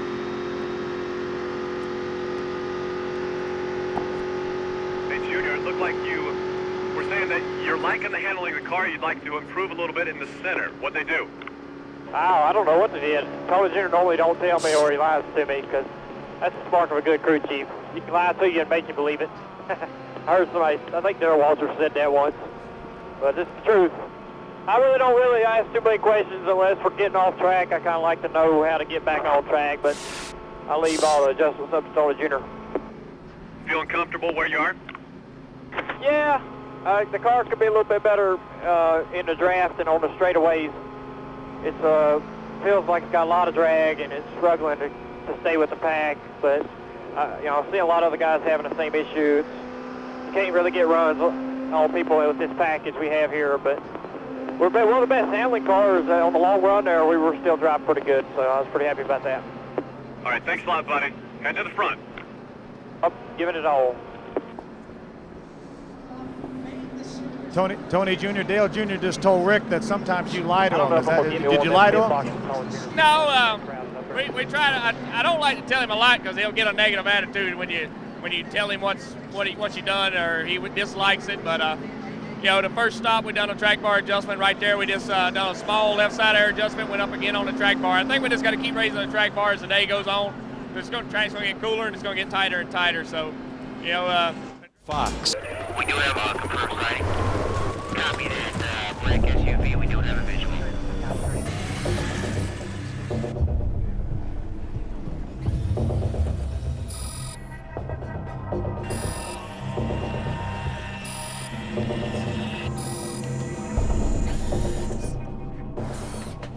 Introducing the all-new Dodge Nitro. Careful, it's nitro-active. What's it like to take a punch from one of these guys? The elbows are raining down. If I were you, I'd watch from home. Boom! UFC on DirecTV pay-per-view, channel 123. See you there. Down he goes! I'll never forget this game. It's 8th seed Missouri, and we're beating UCLA. We're the top seed, and somehow we're trailing Missouri. They're trailing by 1 point. And we only have 1 chance left. There's 4.8 seconds. So my man takes the ball coast to coast and just lays in the perfect shot. Oh, it's absolute pandemonium. Let the madness begin with Mega March Madness, because only DirecTV broadcasts every tournament game. It's just $69, so call 1-800-GET-SPORTS before the opening tip. The UFC uprising has begun. Randy the Natural Couture is back as the #1 contender in the heavyweight division. The greatest UFC heavyweight champion ever, Randy the Natural Couture, comes back to reclaim his title. That guy is my hero. But 6'8", 265-pound current heavyweight champion Tim the Maniac Sylvia plans on sending him back to retirement. He has some desire to hang on to that belt. I guarantee he's going to have to put it on the line this time. Also, the return of 2 UFC superstars. Bang! Harper! Over! Oh, my goodness! Former middleweight champion Rich Ace Franklin. And former welterweight champion Matt Hughes begin their quests back to their titles. The Ultimate Fighting Championship presents UFC 68, The Uprising, Saturday, March 3rd from Nationwide Arena in Columbus, Ohio. Live on DirecTV pay-per-view. Dale Earnhardt Jr. wins at Richmond. Yeah! Hey guys, y'all at NASCAR Hotpass only on DirecTV? Could have ridden shotgun with me the whole race. Monitored my car's telemetry. Even heard everything me and Tony Jr. said on the radio. Sorry about that little exchange on lap 31. We'll clean that up next time. Ride shotgun with top NASCAR drivers. Only on DirecTV.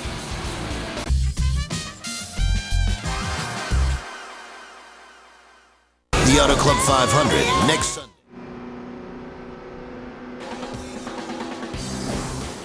Welcome back to NASCAR Hot Pass exclusively on DirecTV. Again, the reason for the caution, Kyle Petty lost a tire. There was debris on the racetrack. Actually, Tony Stewart went through the debris, and that caused them some concern, so they came back down pit road. And so he will move way back in the field after making 2 stops. That number 20, he's being scored in the 20th position, but our man is in the top 5, currently running 5th. With 82 of the 200 laps complete. That pace car making its way off of the track. And now, here we come to the green flag. Green flag, they're all moving. 31 car in your mirror.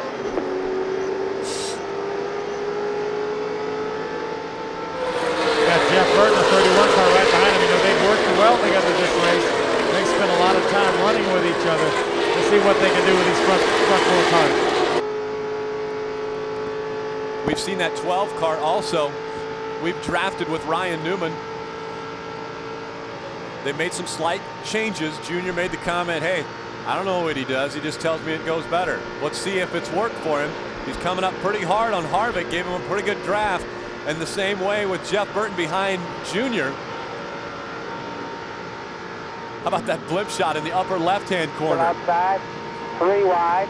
Man, they're tight. Clear high 1 lane, still outside, 31 in your mirror. We're moving up. We just got a spot away from the 12 of Ryan Newman. Up to 31 with a push, June. 4th as we cross the start-finish line. Harvick's in front of us in 3rd.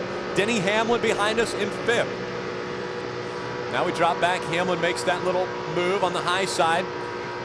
Scoring on the top is GPS, so that is as it happens.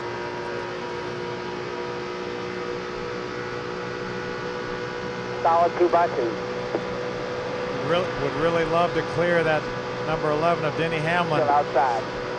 We've got the 31 of Jeff Burton right behind us. Looks like we're going to see if we can beat that 11 car down into turn number 3.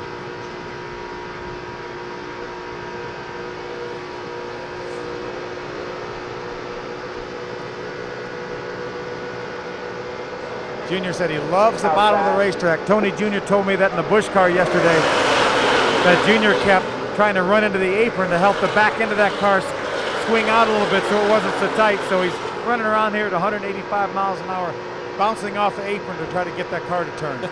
That's an amazing thing, Phil. 185 miles an hour. When they come out of 4, it's a little bit rougher. You'll see the cars bouncing around. It's amazing that they can keep these things straight. Oh, what a run he has on Kevin Harvick. He gets right back behind him. Little bump drafting as they make their way into 3 and 4. It's amazing how that bump draft will propel the car in front of you ahead. That allowed him to clear that 11 of Denny Hamlin when he gave Kevin Harvick a shot going down into turn number 3. Now that inside line running well. Denny Hamlin in the outside line not running quite as quickly as the inside line is, and now Hamlin's able to get a little help from David Stremming. Ryan Newman now on the outside of our car.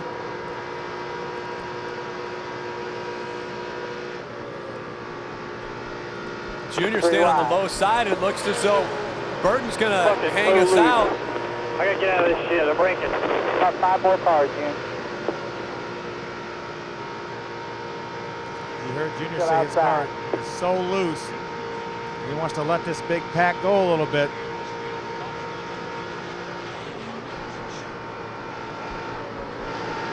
Three more. One more. Huge hole behind the 21. Right there, June. Junior decided. You got me too loose there, brother. I reckon getting you to 3 on the bottom, coming off the 4.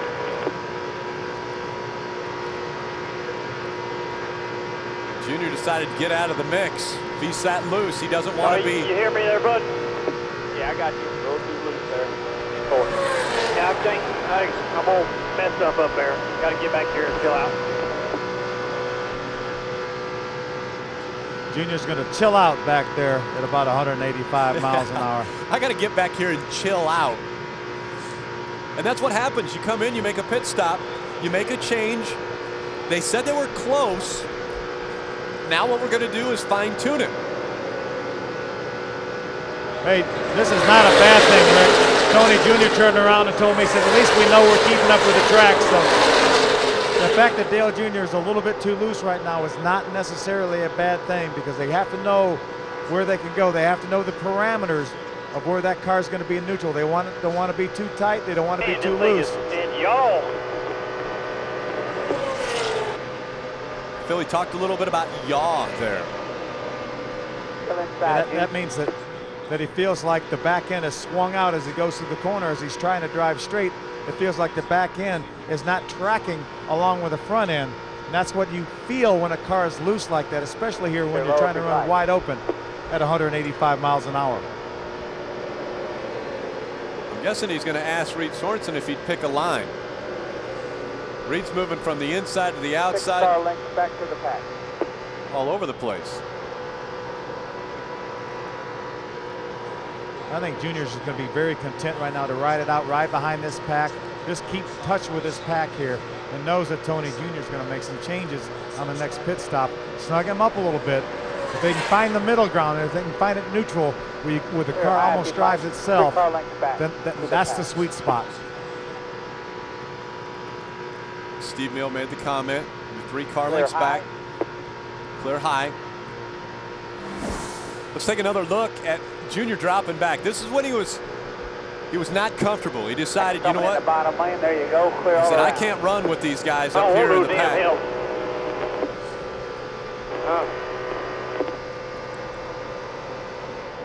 So he dropped back to the back of the pack. That's what took place after that last pit stop.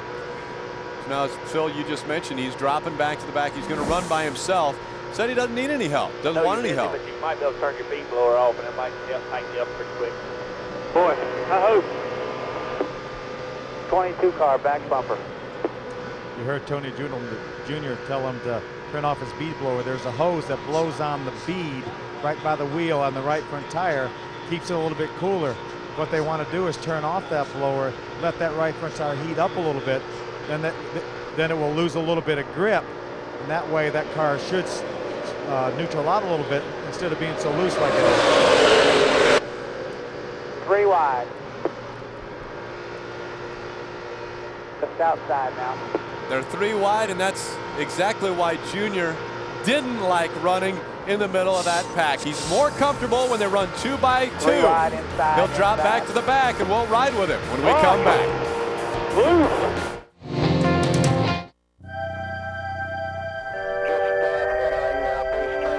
Here's a question. What do you like best about being up here? That's easy. I love the view. I love seeing all the places people had to go. I love being part of the company that helps those people get there. Who put the tires on every major NASCAR champion for the past 25 years? Our guys. Who put the first tires on the moon? Our guys. Our guys saw erratic weather patterns and developed a Goodyear triple tread tire with 3 different tread zones. We said if the road wants to play rough, we're putting the strength of Kevlar in every silent armor tire. I love the fact that we are up here looking out over everyone down there. Kind of like angels, but instead of wings, we got a blimp. What about you? What do you like best? I like seeing all the games. And all that stuff you said, too. Innovative thinking up here so you can get there. Goodyear. Get there.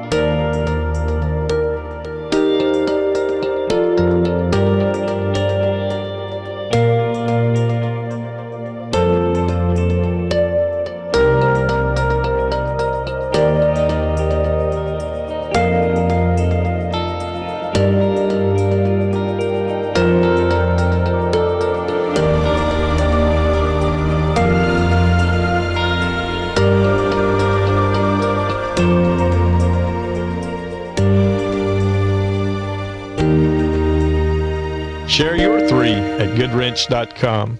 Hello, Mr. McDermott. Call me Jim. You'll be my son-in-law in a few weeks. Okay, Jim. Actually, I hope you can think of me as a buddy. Sounds good, Jim. Jimbo. Jimmy boy. The Jimster. Jim? I mean, Mr. McDermott? Sir?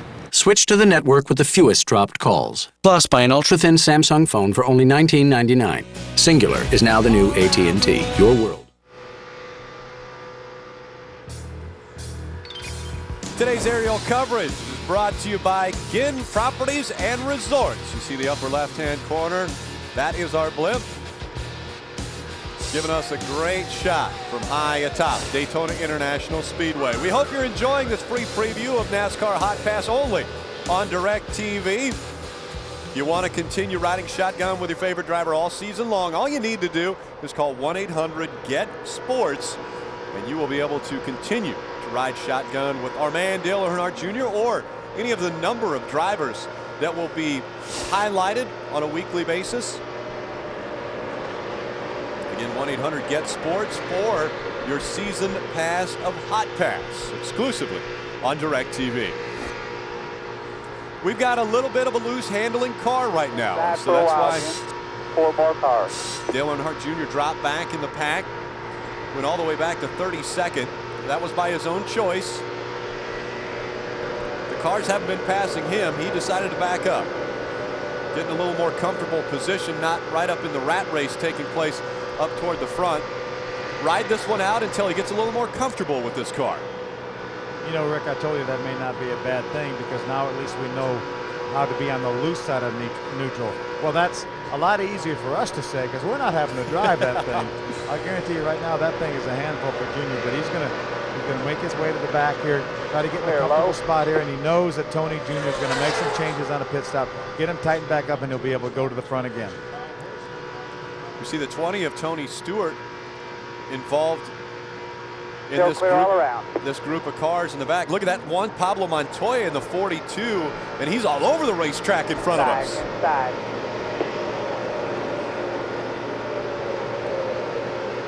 That's why Junior not quite all the way on the throttle. He's given Juan Pablo Montoya a bunch of room. A rookie at Daytona International Speedway is not something we want to tangle with right now. And remember, we're not even halfway in this race. We have a lot of race to go yet. It's going to get cooler. The sun's going to go down here in a few minutes, and the track's going to get cooler. That may tighten us up enough right there. Take a look up in the upper left-hand corner. I just mentioned how Juan Pablo Montoya, look how he gets right down with the 20, then bounces up, goes up, almost hits the 43 of Bobby Labonte, and right in front of us. So Juan Pablo Montoya, maybe a little bit heavier vehicle, a little harder to handle than what he's used to. By 2 to the 19 car. It's about 3 times heavier than the Formula One cars that he used to drive, but an awful lot of talent there. But Dale Jr. is right where he needs to be. Just going to ride this thing out, not going to take any chances. He knows he's working towards the next pit stop. That's all he has to be concerned about, is working towards the next pit stop. Again, the caution came out at lap 80. That was the second caution of the day. We know we can go about 45 to 50 miles or 50 laps. We've completed 98. We have 103 laps to go. That means we've gone about 18 laps since our last caution. Clear by 2 to the 20. The crew sitting back watching DirecTV.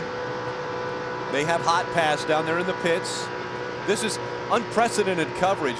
No one has ever tried this in television before, to be able to ride along with not only the players, but also be able to hear the communications constantly. You can ride with your favorite driver, and you're riding along right now with our favorite driver, Dale Earnhardt Jr. We'll be back with more from Daytona.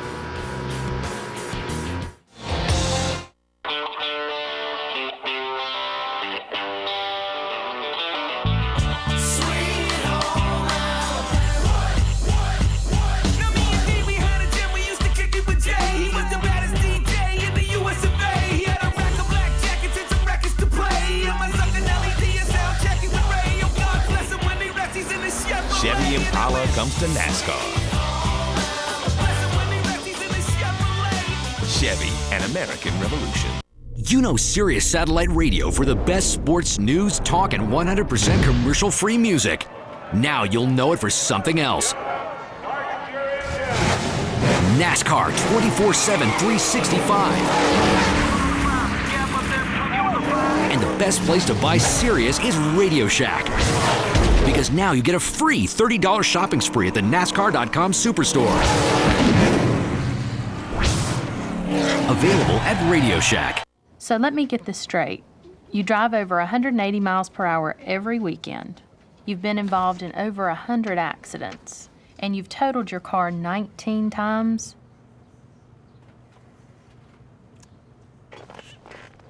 State Farm is proud to insure safety advocate and NASCAR driver Jeff Burton. His personal car. And safe drivers everywhere. Call an agent today. If you don't mind signing here and here. Oh, and if you can just sign up here somewhere.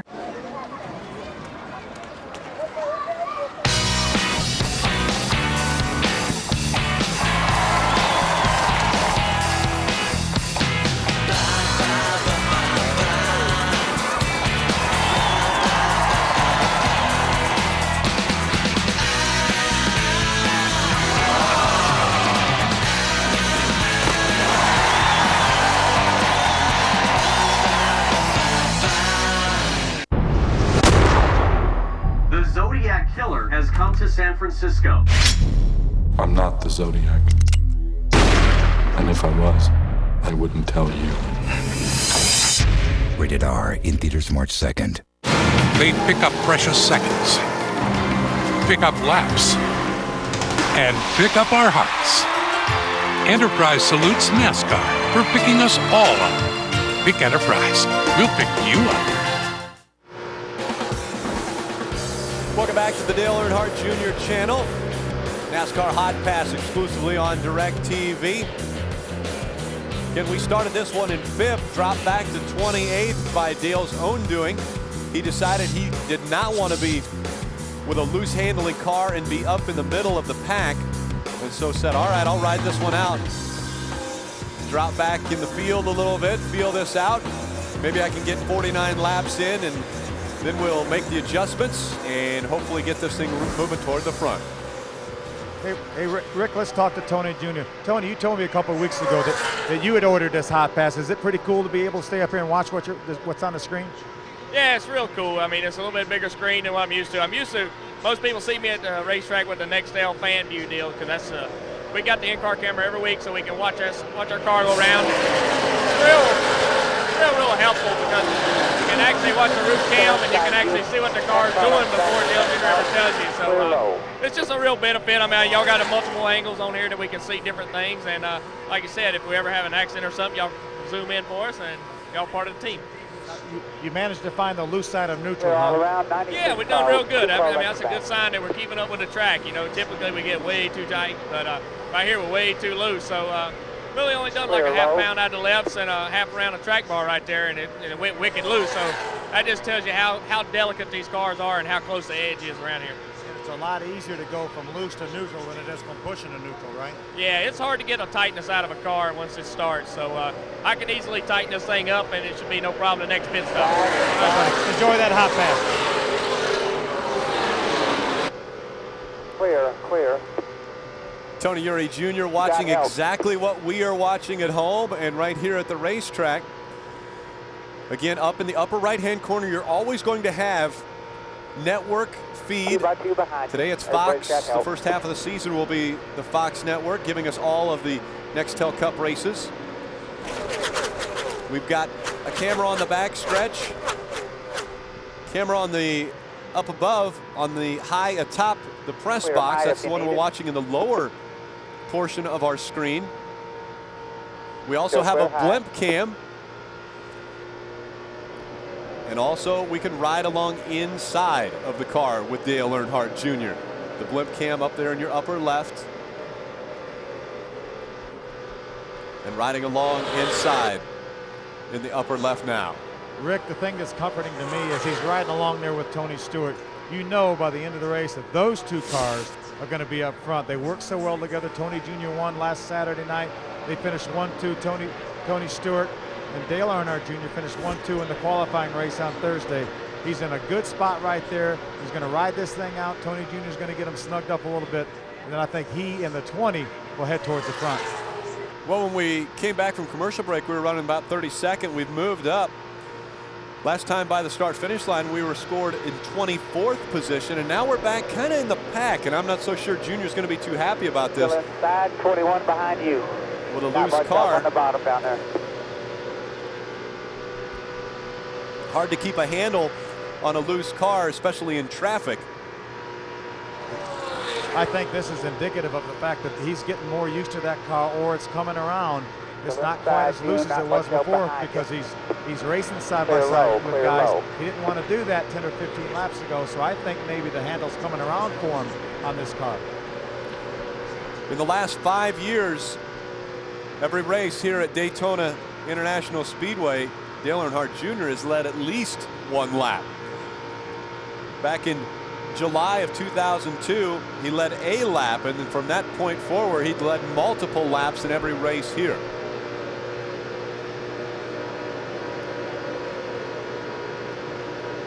Just you and the 21 on the bottom, June, still outside. Again, that's Steve Meal, his offensive coordinator, high atop the press box, letting him know where the other cars on the racetrack are, the different lines that he can run, and the different drivers that are running different lines. Now we go by the 24 of Jeff Gordon. And so again, they're high one lane. Like you mentioned, outside. Phil, he's got help right now. He is getting a little more comfortable, it looks like. It sure does. You know, Junior has run 28 restrictor plate races in his career. He's led 855 laps in restrictor plate races. That's an average of about 30 laps per race. So with it. Boy, they lose. Right there, Phil, I think you were onto something. He made the comment, he's starting to be able to get somewhere with it. That is a good sign, as Tony Jr. just told us a few moments ago. That is a good sign. That means we're keeping up with the racetrack. This racetrack has a tendency in these cars to get so tight as the race wears on. They're keeping up with it a little bit on the free side. And now if the car's coming back towards neutral, all they have to do is some fine adjustments, to get that car a little bit better at the start of a run, and then we've got. Right in front of us, that's Sterling Marlin in the number 14. You can hear us get out of our throttle. Sterling Marlin moves up the racetrack. We're able to keep it down on the bottom, and Tony Stewart looks also like he's moving up toward the front now. He also dropped back with us. Not by his choice. He had some problems. To the 9 car. Problems in the pits. Had to make 2 stops, and that's what relegated him to the back. Now we run the high side just in front of us. That's Jimmy Johnson in the 48.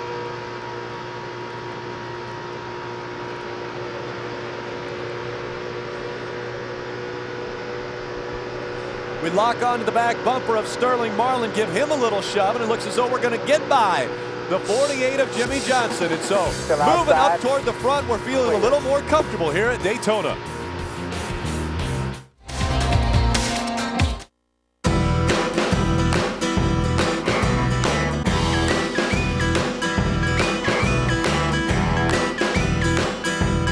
Dodge Caliber's versatility and great gas mileage make it perfect for a road trip.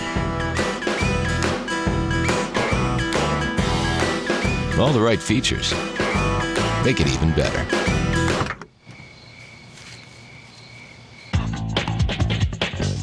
Discover America's hottest products at your Dodge dealer. Newman! Newman! Ugh! Wasn't me. Casey? Must have been the Phantom. Get him! Gillette Fusion Power Phantom. Turn it on and soothing micropulses help you reduce friction, so you barely feel the blades. You really feel the difference. The Phantom strikes back. Gillette Fusion Power Phantom. The only razor used by the Gillette Young Guns.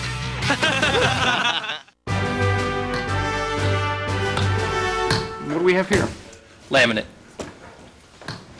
Thomasville Jatoba hardwood with satin smooth finish. Very nice. Class, I want you to see what happens when you go beyond just reading the instructions. Well done. Suck up.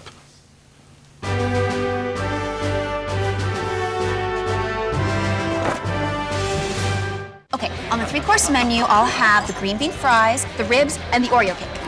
Oh, no, wait, the bruschetta chicken parmesan, mahi-mahi. Maybe I should do the turkey burger. Friday's 3-course menu is back with 210 possible combinations to build your perfect meal. Choose from 5 awesome appetizers, 14 amazing entrees, and 3 delicious desserts. Just $12.99. Only at Fridays. There are places out there where the soul of NASCAR burns bright. Tracks that fans and drivers call home. Running under the lights, the local short track. That feels like home. Your local track is where you learn to race. That makes it home to me. I'm always at home on Midwest dirt. This is NASCAR Local Racing. You come here a driver, but you leave a racer. Visit NASCAR.com and click on NASCAR Local Racing to find the home track near you. This is the soul of NASCAR. Little 3 doors down as we come back to Daytona International Speedway. I need you. That's exactly what Dale Earnhardt Jr. is going to say to 1 or 2 of these drivers, because he's going to need some help to work all his way back up toward the front. Currently running in the 18th position. We're moving up. We're moving up toward the front. In front of us, that's the Home Depot number 20 of Tony Stewart. Another one of your hot pass drivers today. And we've seen before, well, Dale Earnhardt Jr. and Tony Stewart have worked very well together, drafting around this 2.5-mile tri-oval super speedway, Daytona International Speedway. You know, Rick, we were at Watkins Glen several years ago to run a bush race, probably back in the late 90s. And 3 doors down did a concert at the racetrack. That's before a lot of people knew who they were. So I walked down there for the concert, and I look up and I'm looking at the stage and I said, man, that guy on the drums looks familiar. It was Dale Jr. on the drums with 3 doors down. That's the way to listen to a band, just be a part of them. Just like you're a part of the number 8 team here on Hot Pass.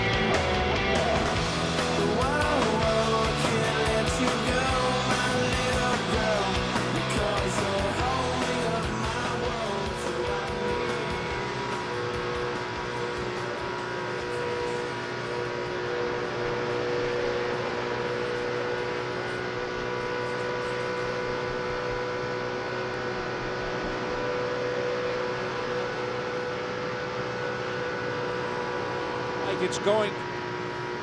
Tell you what, Tony Stewart, I mentioned, was another one of the Hotpass drivers here on NASCAR Hotpass, exclusively on DirecTV.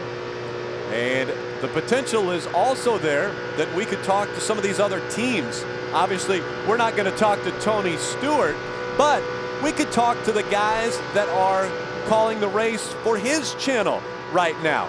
And so what I'd like to do is find out if they are interested. Could they potentially draft with us? On DirecTV, and that's the ability to talk to the announcers on the channels following some of the other drivers. Hey, Brad Sham. This is Rick Allen over here on channel 799. And we are joined now by the announcers on channel 799, Rick Allen and Phil Parsons, following Dale Earnhardt Jr. Boys, this is quite a little teamwork, a little bump drafting going on between the 20 and the 8. 130, Tony Jr. About 125, hey, Brad, 126. Right we'd love to draft with you right now. It looks like you guys are running pretty well. We're running the high line, you're running the low line. Has he been doing that all day? Well, absolutely, Rick. He has been on the bottom of the racetrack. That's the fast way around for Tony. And, of course, it's been fun to watch them trying to work their way back. Not sure if you were aware, but Tony did get busted for speeding off of pit road after our lap 79 round of pit stops, and he had to come back down pit road, serve his penalty, and then he also got a little bit extra fuel on lap 83. But, yeah, I believe that he likes the bottom of the racetrack. Yeah, Ray, you know what? It was kind of funny. We saw Tony Stewart go all the way to the back. We actually dropped back by our own, I guess, decisions, because we decided, hey, we were a little bit loose, so let's go to the back, and it just so happened that now we've been able to hook up with Tony Stewart. We'll have more of this exclusive action for you when we come back from Daytona after this. Hey, I'm ordering some Domino's. Great. Thanks for calling Domino's. Would you like to try our new Double Zero deal? Double what? Double Zero deal. Buy one pizza, get a second one free on Sundays. It's named after me. Who are you? I'm Double Zero, David Ruderman. Hey, check this out. Hey, can you hear that? Yeah. It's pretty cool, huh? Yeah. Hey, how about now? It's windy. Buy one pizza, get a second one free. Truck guys will tell you, taking off from a dead stop with 10,000 pounds ain't no picnic. So this half-ton's got the most torque.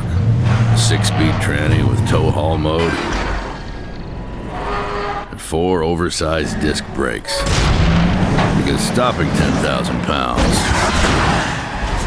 ain't no picnic either. Available on the all-new full-size Tundra. The truck that's changing it all. Man, this Nextel walkie-talkie phone is magic. I lost my helmet the other day. Pushed this button, my helmet appeared. Magic. Your spark plugs are in. See? It's magic. That's not magic. This is magic. No, that's sleight of hand. Get me a bunny.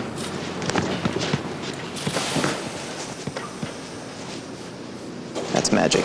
Nextel helps NASCAR fans get things done with the new Motorola Buzz. One powerful phone, 2 powerful networks. Nextel, only from Sprint. Yuri, tomorrow we go home. Celebrate?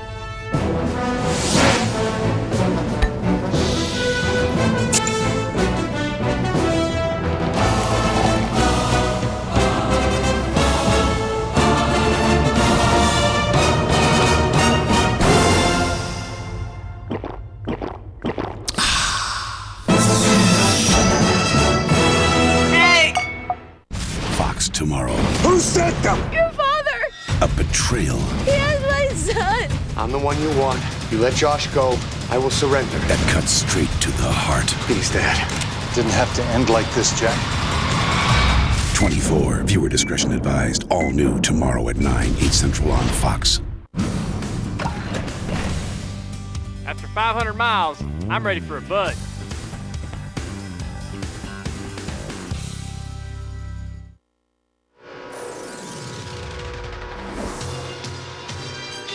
Obviously, another one of Dale Earnhardt Jr.'s favorite songs would be the Budweiser theme song.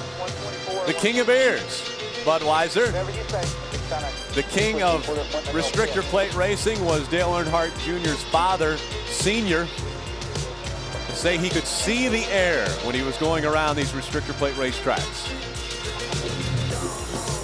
We got a little bit of debris on the front of this car, Phil. I know you can take a peek at the Hotpass screen on your pit box, and I'm sure Tony Eury Jr. is going to be looking at that. Again, they made the pit stop on lap 80, which means we are coming up on our pit window. We possibly will need to come in the next maybe 6, 7, 8 laps. Maybe before that, actually. Yeah, that car was running a little bit cool early on, so that piece of debris on the grill probably doesn't hurt that much. Nope, coming. We probably got another, probably run another just a handful of laps, right, Rick? Yeah. Before we're going to have to pit? Yep. The last caution came out on 80. We've completed 123 laps, coming up on 124 as we cross the start-finish line. So obviously, you know better the math, but that's 42 or 44 laps. Yeah, let's pit this time by. Let's pit. There you have it. You heard it right there, Rick. You're going to bring him in this time. Yeah, they were telling me just a moment ago 2 or 3 more laps, but I'm going to go ahead and bring it in now. And again, the sun. Unit's going to start down. Clear by 2. The shadow 4. already in turns 1 and 2, so the sun not on that turn anymore. That will probably help our loose condition a little bit too, but I'm sure Tony Jr. is going to make some adjustments. We'll find out exactly what he did after the pit stop. Keep making one more lap. You just heard Junior saying, how about one more lap? Can I make it? Because Mark Martin was on his inside. He wasn't going to be able to get down and get onto pit road, so he asked for another lap. I tell you what, that's a pretty gutsy call there, Phil. He said, hey, can I make it? What would have happened if Eury Jr. would have said no? Well, he would have had to done his best to try to get to pit road, but I think they had a little bit of insurance, a little bit of cushion there on the fuel, so I don't think fuel was as much of an issue. So a lot of times when you don't pit when you want to pit because you don't really have a good run into pit road, just like Junior had Mark Martin there to his inside. So he wants to get that car to the bottom of the racetrack so he can go straight down pit road, get down to pit road speed, and make his way all the way down to pit number 1 at this end. Here he comes, 4100, Phil. 4100. Steve Meal just let him know, 4100. That's in second gear so that he stays at 55 miles an hour on pit road. We moved all the way up to 12th. We started, we dropped back to 32. Yes, sir. Here he comes, down pit road. 4 tires here. Like you're about 10 away. Again, he's in pit stall number 1. 4. Come on in here. That's good. Here the guys go over the wall. These guys have been like clockwork. We had 14.9 on pit stop number 1, 13.15 on the pit stop number 2, and a 13.5 on our third pit stop. These guys are really getting it done here, these Budweiser guys. Jeff Clark's going to make sure he gets it full. Two tear offs. Trying to come up behind you there. You're good. Off the windshield. By 1 to the 41. The fast cars on the racetrack in the short shoes right now. Watch your front line. Got him into 1 right now. Dale Jr. coming to your outside. Said watch him on your outside. 3 more cars. Big hole right there. Big hole. There went the field. Now he's trying to get up to speed. And with these restricted engines, it takes him a lot longer to get up to speed. I got to get on pit road a little harder, I guess. You heard Junior say, good job, guys, to the pit crew. So maybe I can get on pit road a little bit harder. It's such a fine line. You're running 180 miles an hour, and all of a sudden, you have to be at 55 miles an hour by a certain point. You want to get every inch you can get to get to that line. But if you're 60 miles an hour at that line, then you're busted for speeding. Definitely something you do not want. Bunch of cars coming off pit road, Jim. Do not want to have to make up a lap at Daytona for speeding, and so a wise driver, Dale Earnhardt Jr., is able to not only keep it at the right speed, but also have a great team that he can rely on to get him in and out quick. Clear by 2 to the 41. Down the back stretch up to 185, 86 miles an hour. Turning just over 73.50. Sun's still baking on the turns 3 and 4. as it begins to set.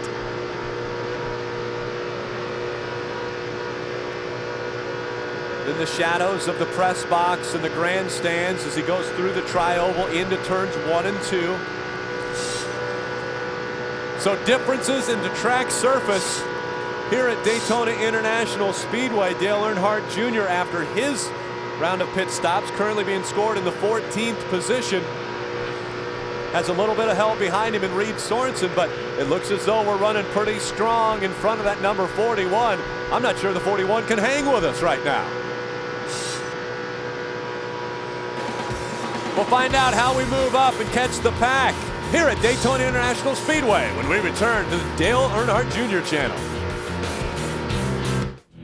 This is the only outboard engine in the world that needs no scheduled maintenance for 3 years. It needs no break-in period, instantaneous power, no valve or belt adjustments, well engineered, no oil changes, ever. Just incredible. It's what this engine doesn't need that gives you everything you need. I discovered E-Tech. E-Tech from Evinrude. Spend your time on the water. If you're looking for an outboard, you owe it to yourself to look at E-Techs. Call or visit evinrude.com now and see how you can take advantage of valuable promotional offers when you buy the E-Tech of your choice. Then get the most talked about DVD in the boating world free. See why E-Techs outperform other leading outboards in torque, speed, weight, cost of ownership, and more. You're absolutely excellent. The DVD is yours free, so call or visit evinrude.com now. The best in the industry. Discover E-Techs and spend your time on the water. They are the best outboard out there. So, picture this. It's March Madness. Purdue is battling Oklahoma. While that's happening, Seton Hall is pulling an upset over Temple. And where am I? I'm stuck watching UCLA blow out Maryland. For this year's NCAA tournament, I won't settle for highlights. I want the whole game. Mega March Madness with Game Mix. It's the only way to watch up to 4 games at once on TV, and only DirecTV broadcasts every tournament game. Mega March Madness is just $69, so call now before the opening. The reviews are in. 4 stars. Fascinating and utterly informative. An absolute triumph. Insightful commentary from a cinematic master. Hi. Leonard Maltin and the Maltin Minute, only on DirecTV. You're watching NASCAR Hotpass, exclusively on DirecTV. And brought to you by Dodge. Grab life. Standing by with Max Siegel, the president of global operations for DEI. Max, you came from the entertainment industry. This is a little bit like entertainment, and you're no stranger to motorsports, but this is your first time that you're going to be really intrinsically involved in motorsports. Absolutely. There are a lot of similarities. I think the fans want a great product. It's a competition, and they want a comprehensive experience, and it's a really great organization. I'm glad to be a part of it. I know everybody at DEI is excited to have you on board, and we are so excited with DirecTV Hotpass to have you guys involved with us. I know Tony Jr. was a big fan of the Hotpass. How about you? Oh, absolutely. Hotpass is great. If the fans want an inside look at everything that's happening at DEI, you can go to Dale Earnhardt Inc. Sign up for the DEI Insider, all kinds of stuff exclusively for the fans. Now, I saw your wife earlier, actually met her the other day. Is this her first race, or has she been to races before? We grew up in Indianapolis. We've been to races, but it's just really exciting to be here as a part of this organization. Well, we're awfully glad to have you in our sport, and we look for many years you being involved with DEI. Thank you very much. Thank you, Max. I guess if you'd say Tony Uri Jr. is the coach, Max Siegel, he's got to be like the GM. the GM of this team. He's the Bill Polian of DEI. Bill Polian, the Indianapolis Colts GM. Well, and you have Tony Gibson also, who's up on that the pit box up there. So Tony Gibson, the car chief. He's the assistant head coach. you got all sorts of chiefs really up there. We've got a lot of analogies too, and this is very much a team. You know, obviously Dale Earnhardt Jr. is the face of this Budweiser Chevrolet, but there are so many people involved with this team, with Tony Jr. and Steve Neal up on top. As you mentioned, Tony Gibson, all these crew guys. There's probably 50 people responsible for getting this 8-car around the racetrack, and Dale Jr. is such a big part of it, such a big face for this Budweiser Chevrolet. But there's a lot of folks, as you can see up the top left of your screen, that's just part of the brain trust of DEI. Yeah, and it was really exciting to see Max Siegel come into DEI. I tell you what, they are really headed in the right direction right now, and it looks like an organization that's going to be challenging for wins week in and week out in the NASCAR Nextel Cup Series and as well as the NASCAR Busch Series. Are we pushing that 12 okay, Tony Jr.? See the difference between our leader Kurt Busch and Dale We're Earnhardt Jr. running 48.50s. The guys in front of us there are running 48 flat, so we could be a little bit faster. 6.1 seconds, 6.2 seconds behind the leader. Now that we've not enough of it. Now that we've caught up to Ryan we're Newman. not very good. Need to be Captain Obvious, but we ain't the strongest horse. Yeah, and I don't think we'd be any better in front of him, do you?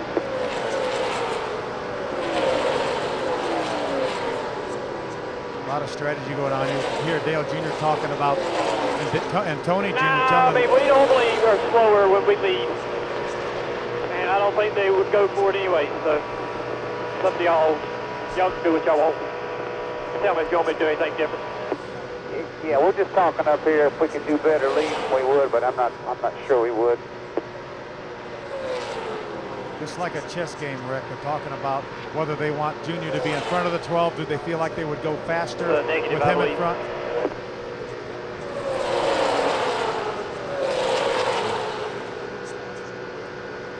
Tony Jr. told them that they were about a half a second slower than the cars running right up at the front the way they are right now. So it was up to him, and Steve Meal said, hey, you know, we can go by the 12, but we may not run any faster with this little small three-car draft that we have with Ryan Newman, Dale Jr., and Reed Sorensen in the 41. If it's starting to get dark, Dale Jr., you have a tinted tear-off you can take off your helmet visor. Communication letting him know that now that the sun is beginning to set, obviously in turns 1 and 2, the sun has set on the racetrack and it's a little bit darker, and you'll see him come through out of 4 and into the tri-oval. Now the sun will go away. What's the gap behind that 41? There is the start-finish line now. Pretty big. About what you guys are behind that group in front of you. He made the comment you can They're take the 60, so you're pulling away from them. The helmet tear-off that you have on. It's a tinted tear-off.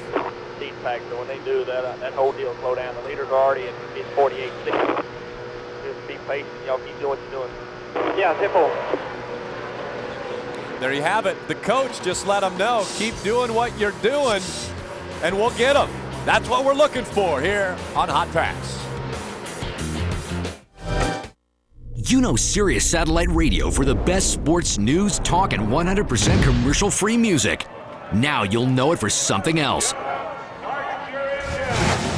NASCAR 24/7, 365. And the best place to buy Sirius is Radio Shack.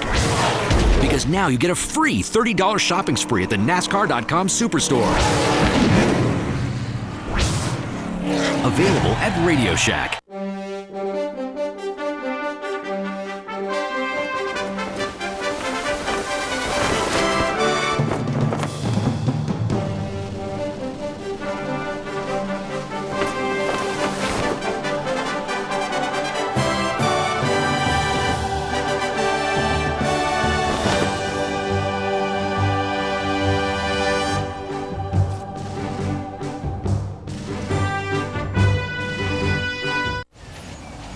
Kane. Where? Casey! Casey! There he is. There he is.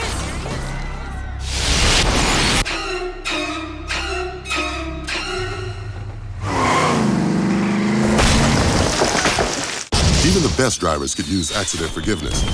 Part of your choice auto insurance. Only from Allstate. Are you in good hands? Hey! Is there anything we could do to help? Anything. Hey, baby. Hey, what's up? Not much. Just wanted to talk to the most beautiful girl in the world, that's all. That's sweet. It's true. Yeah. It's just nice to know that I'm the only man in your world. I am the only man in your world, right? Baby? Switch to singular with the fewest dropped calls. Baby, is it Earl? Plus, buy an ultra-thin Samsung camera phone for only $19.99. Singular is now the new AT&T. Your world delivered.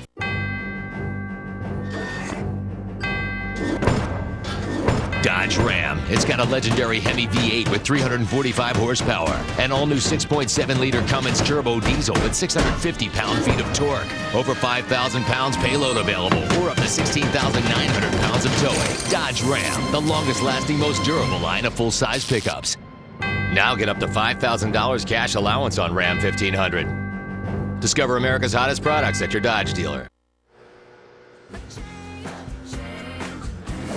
You remember NASCAR Hot Pass is interactive. You're in the driver's seat, not only riding shotgun with us, but also in your living room. All you got to do is press that red button. It pulls up the menu. You can select from the different driver channels. You can look at running order. You can look at all sorts of different things here in the interactive portion of NASCAR Hot Pass, exclusively on DirecTV. You are in the driver's seat. You are riding shotgun. It's your decision. Again, always in the upper right-hand corner, we've got the Fox broadcast, the network broadcast up there, and you can also listen to the Fox broadcast audio at any time. Again, just press the red button, bring the menu up, select which option you want to use, and go that direction. But you always have us right here and the in-car radio, the team communications, continuing for the number 8 team, our guy, wanting to move toward the front. We're currently running in the 14th position. We've got a couple guys that are working with us. Ryan Newman just in front of us, Reed Sorensen behind us. Now, our 3 cars are going to have a hard time reeling in that pack that's in front of us, but I tell you what, I think our coach thinks we can do it. So everybody working together, and we will work our way toward the front. I think it's important to know that the car is getting better and better and better. Just a few moments ago, Tony Jr. told them, hey, you guys are catching the pack in front. Now, yes, we're 6 or 7 seconds behind, but the fact is that the car is running extremely fast right now, handling probably as good as it has this entire race. Hey, Rick, we heard a little Sheryl Crow a few moments ago. You know, Dale Jr. was part of one of her videos, right? Sheryl Crow. That's right. Change will do you good, and that's what you've got the option with NASCAR Hot Pass. You can change if you'd like, go from one driver to the next, but obviously those of you that are enjoying the Dale Earnhardt Jr. channel are going to stick right here so we can hear all the insight. You get a ride shotgun, you get a bird's eye view of what's taking place, a blimp's eye view by 3 to the 41 of what's going on back to the next group. with the Dale Earnhardt Jr., number 8, as we ride along with this team. And the successes are unbelievable for the Budweiser Chevrolet and Dale Earnhardt Jr. Phil, you mentioned 7 restrictor plate wins. That was in a 14 race period. He won 50% of the restrictor plate races over a short period of time. Rick, you just saw that view of the very tight view of the front end of that number 8 Budweiser Chevrolet. Some of the guys, Jay Ganeri, Shannon Keys, they wanted to look at the front grille to see the bottom grille opening. That's why we tighten up for them, because we're here for them. You can see that replay in the upper left. They were taking a look at that one. Yep, that's the one they were looking at right there. They wanted to see if they had any debris on the bottom opening, the bottom grill opening, where they take just a little bit of air in to cool the radiator, or to cool the engine through the radiator. And that bottom opening is just below where it says Monte Carlo SS. Just above it is a larger opening. A lot of air goes into the radiator there. Below that, they've got an opening that's maybe 3 square inches of opening that will allow air to come into it. It's really amazing how little air these cars have to take in to cool these engines. Probably 4 or 5 years ago, we would take in 2 or 3 times as much air as they're taking in right now. But the radiators are so much more efficient. The ductwork that directs the air through the radiator is so much better. That's why these guys have to take in so little air. On a restrictor plate race, you run nose to tail. A lot of times you're right on the back bumper of another car. So that also can restrict the amount of air that will go into the front of these cars to keep them cool. Again, we haven't heard a lot out of Steve Meal recently because there's not a lot going on around Dale Earnhardt Jr. right now. Maybe we need to play some more of his favorite songs to get him fired up and get this group moving toward the front. That's another great thing that we have the opportunity to do.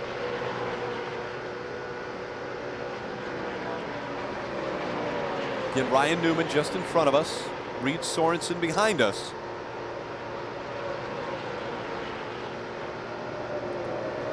Out here on the East Coast, about 20 minutes to 6. You know, when we started this race, temperature about 54 degrees. As the sun goes down, the temperature will also go down.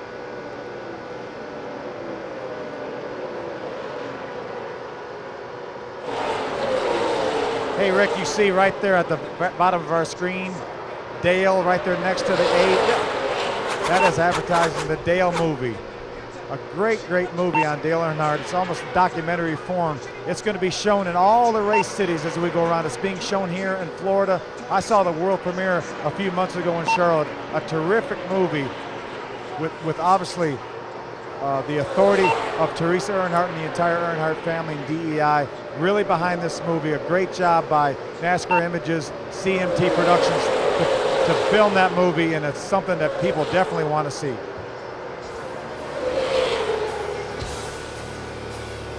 A little Rage Against the Machine right here we're listening to.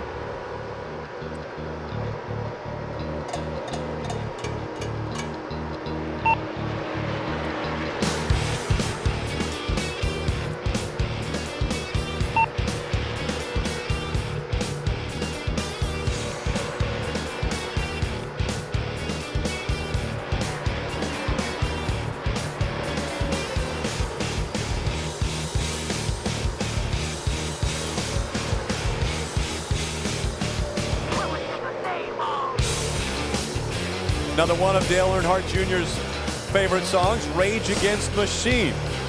Killing in the name.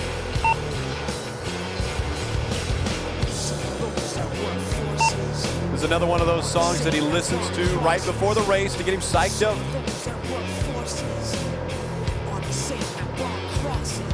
He made the comment by 4 to the 41 car, big hole behind him. Coming to 50 laps to go, 50. He made the comment to us. He said, if there's any way I could pump this into my headphones during a race, the other guys wouldn't stand a chance.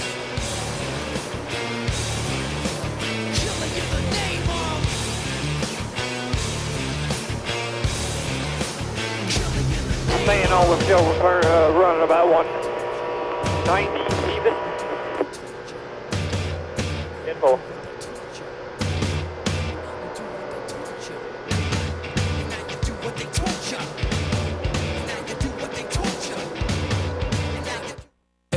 To the side, seat back low. When you see me riding with him in my Chevy, ride slow.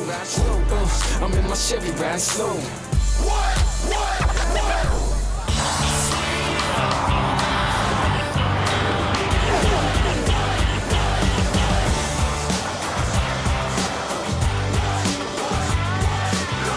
Nice ride, homie. I'll trade you. Chevy Impala SS, an American revolution. Good luck tonight, Reed. We Sorensens really love our cars. Over the last 25 years, I've insured 88 cars for the Sorensen family. Every car they drive. Well, except one. And for that one, we sponsor the driver. State Farm, the #1 choice of 40 million drivers, is proud to sponsor NASCAR driver Reed Sorensen. Like a good neighbor, State Farm is there. Whoa, what are you doing? No, get this out of here. This is the Stackers Union, kid. We stack meat and cheese. Meat and cheese, no veggies. Wake up, pretty boy. Oh, early bun delivery. Hey, Toots! Feisty! I like that. BK Stacker, bacon and cheese on flame broiled beef. Stack it high, tough guy. No matter where you are, no matter how fast you go, what's inside, we'll show everything. Every car, every driver, every ding and dent will be different with this. Different. Look. Wow. It's amazing. It's the mirrors. HDTV powered by DLP. See how millions of tiny mirrors make the picture amazing. Save up to $500 on HD TVs powered by DLP today at Circuit City. Uh-oh, there goes Tony. Oh my goodness. Caution is out. Where do I go? Where do I go? Talk to me. Coming through right there. Hey, welcome back. Caution just coming out. Junior said, hey, where do I go? And he goes, you're good right there. Junior had gone down toward the pit entrance to avoid the accident that took place. And guess who it happened with? The number 2 of Kurt Busch, who was out in front of this field. And so that will slow the field down, and what that also will do is it will bunch up the cars back together. You see the big box in the middle of your screen here, the number 2. And Stewart gets turned around into the wall hard. Also the 2, a little bit snug on. Kurt Busch. It's turning pretty good, but tighten it up just a little too much. All right. Some of that tape on the left side, maybe I'll help that a little bit. Tighten off a little bit. You can undo a little bit of that track bar again if you want. And 4. 2 wrecked him, huh? Yeah, he got loose and wiggled up, and the 2 just running to the left rear quarter. Yeah, he was loose as I was earlier. Not quite as bad as I was, of course, because I'm the man.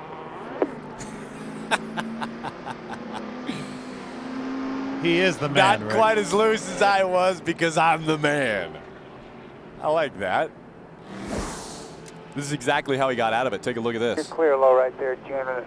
Clean up trucks right in the middle of the racetrack off of 4. Goes down to the bottom of the racetrack to stay out of the way. And again, we're looking at it from the front. He's got that sun that is glaring off the windshield. It makes it a lot harder for him to see. Not to mention the smoke too. There's a lot of times when you just drive blind. You just drive. You rely on your spotter. You rely on Steve Meal. You're kind of just driving blind through that smoke, and you just hope when you come out of the other end of the smoke, there's a clear racetrack in front of you. That's right. And you see the safety crews there as we go by the 20. That sun just peeking over the grandstands as you come out of turn number 4, making it a little more difficult. That's exactly where Junior had to avoid that accident that had taken place coming out of turn number 4. Tony Stewart, one of our drivers in the NASCAR Hotpass, involved in that one. And so a lot of damage to the Home Depot Chevrolet of Tony Stewart. Looks as though he'll be out of this one. Tony, get out, all right? Yes, sir. Tony Jr. car looks like it's a lot better now. Got it snugged up a little bit for Junior. Yeah, no, he says it's a little bit too snug, so we're going to Junior, go with about the grip, just a little bit there and had some tape come off the nose there, so we're going to tape the grill up a little bit, get a little bit more temperature in it, change 4 tires here, and just let it go from the end. He was running very competitive times, right? He was about, what, 6 seconds behind the lead pack. Yeah, I mean, you just when you know, 2 cars don't run as good as a pack, and I knew once those pack got to racing that we could start picking them back up and moving in on them, and that's what we were doing. But I mean, the caution just helps out everything. So we can get back in position where we were. Maybe these guys can have a good pit stop, and we can get up there in the top 5. These guys have had great pit stops all day. Now we're going to come in on probably lap 155. We should be good to go to the end. Yeah, we won't have any problem getting here from the end. And you know, this pit box, it's great and it's good for you on a caution deal because you ain't got to move a 6 foot. And under green, it kind of hurts you a little bit. So, you know, it's kind of a trade-off, and we took the penalty under the green flag, but I think we can make it up right here. All right, buddy. We're with you, man. We heard from the coach, quarterback of the team, about to bring the machine down pit road. Again, the safety crews and the cleanup crews. Pit road is closed, Jim. Pit road is still closed. Still working in turn 4. That's why Steve Meal just said pit road is still closed until they get that area cleaned up. They won't let anybody down pit road. Currently scored in the 12th position. 154 laps complete of 246 remain in this one. As Phil mentioned, talking with Tony Uri Jr. Once we go to this pit stop, we won't have any problems with fuel. We'll be able to get to the end. You know, Rick, we haven't talked a whole lot about our teammate, Martin Truex, is right now being shown in the 2nd spot. And I'm telling you, if Junior can get up there and we have a great pit stop by these DEI guys. Like after this pit stop. Yeah, you're good. You make it here.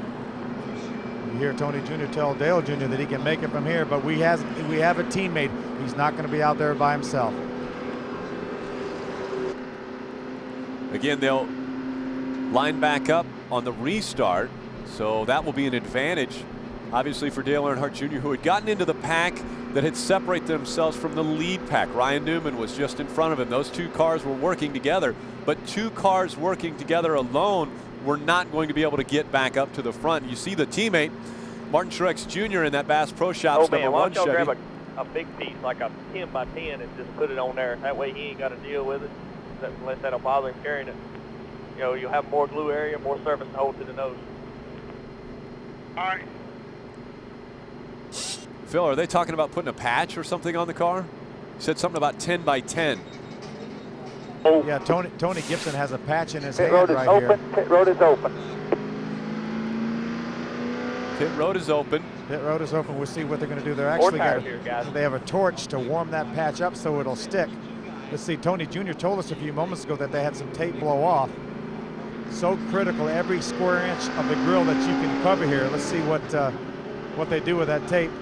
Shannon Keys right there, he's our tire carrier. He's the one that has the tape in his hand. He's trying to warm it up with a little bit of a blowtorch so it will stick to the car. You have an open box in front of you, June bug, you come in, so don't worry about it. You don't have to go around to 31, you can just come in the box now.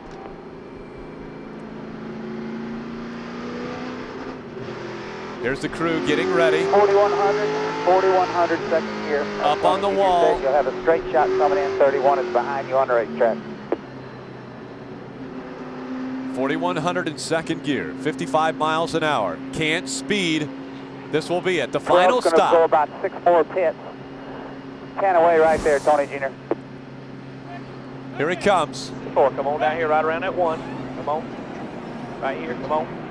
Moving in. Here goes the team across the wall. Shannon Keys has that piece of tape in his hand here. Let's see what he's going to do with it. He's actually got it in his mouth. You see him, watch him at the very front of the car. He's going to wait for DJ to get by. He's going to block off that lower grill opening. He's going to make that car a little bit more aerodynamic.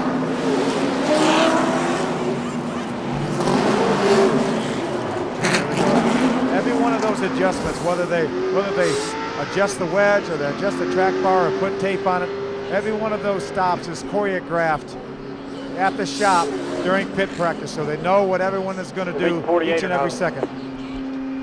I tell you what was also interesting there, Phil. Fast, Tony Jr., but I think he should have beat the 48. DJ Kopp, who's the front tire changer, he actually he had to put the tire on the wheel, which is or the wheel onto the car, which is normally what the tire carrier would do. He would put that wheel on there, but since, like you had mentioned, Shannon Keys was putting the tape on the front, that front tire changer also had to put the wheel and tire on the car. And so, guys doing double duty here in the 8 team. We'll be back with more from Daytona.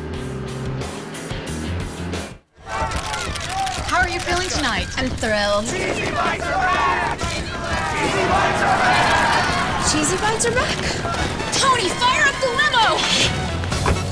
Pizza Hut's Cheesy Bites Pizza is back. No pizza is more irresistible with 28 poppable Cheesy Bites. Get a large one-topping pizza for just $11.99.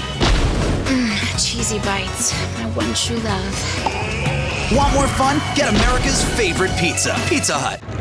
Hey, Jimmy, I was following you in practice, and it looks like you're kind of messing up turn 3. And if I was you, I would try to arc it out a little more. Hold on 1 second. I'm gonna need it again.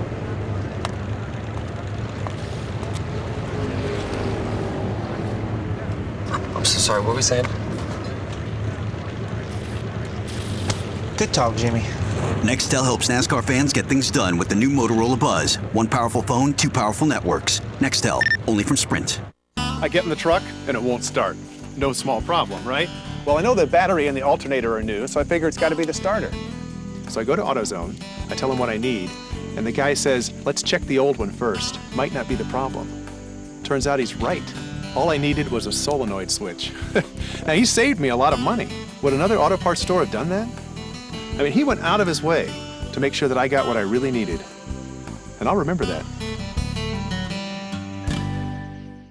4 regular guys are about to do something they've never done before. Road trip? Yeah, a road trip. They're not real bikers. They're way out of their element. And nothing can prepare them. I'm a computer programmer. What do you do? Kill. For a trip like this. Now, what do we have here? This is not what it looks like. You wearing pants? No. Wild Hogs. Rated PG-13. I'm okay. I just hurt my face. Special sneak preview this Saturday night.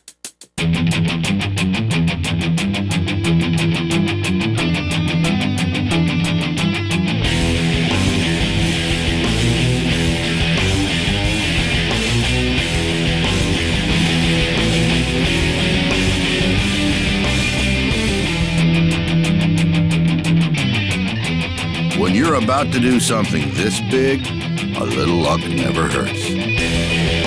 Thanks for having us. Welcome back to NASCAR Hotpass, exclusively on DirecTV. Again, our man, Dale Earnhardt Jr., currently being scored in the 17th position. We want to take another look at that pit stop because it was so pivotal how everyone worked together, Phil. Yeah, exactly, Rick. Shannon Keys had the tape in his mouth. He had to get it on that grill. He had to make sure it stuck because that is so critical to the aerodynamics of this car. He had to take a little extra time to make sure that tape stuck on the front grill. And when he got around, DJ had to grab the tire himself and index it on the hub. That takes about 3 or 4 extra seconds. Had the weather not been quite as cold as it is, if the tape would have been a little bit warmer and the grill warmer, he would not have had to take near as much time to get that tape stuck on the grill, and he would have been back in position to get that tire on the hub. But with the cold conditions we have here at Daytona, that's the price you have to pay. But he had to have that tape on the grill of that car, and he got it on there. And we're seeing up in the upper left-hand corner that Shannon Keys facing it. DJ Kopp has his back to us right now. Those are the 2 guys that take care of the front end of the car. They are the changer and carrier, standing side by side, talking a little bit about what just took place. Again, that tape on the front. And remember the guys were asking earlier to look at that front end. Shannon was one of the guys that wanted to see that grill because he wanted to see where he had to put that tape. As you could see, he put the tape on, he made sure it stuck. But DJ had to grab that tire himself and index it. That's the old way we used to do it. Back when I changed tires 25 years ago. When we a 20-second pit stop 20 years ago was a great pit stop. Now these guys routinely do it in 13 seconds. Pretty amazing. And again, in front of us now, it's the 31 of Jeff Burton. The field coming through turn number 4, and now they're in the shade as they come out of turn 4 and onto the trial. You hear cars off. Junior 41 laps to go. 41. Coming up green to speed. Flag, green flag. Everybody's moving, Jim. That's the 48 behind you.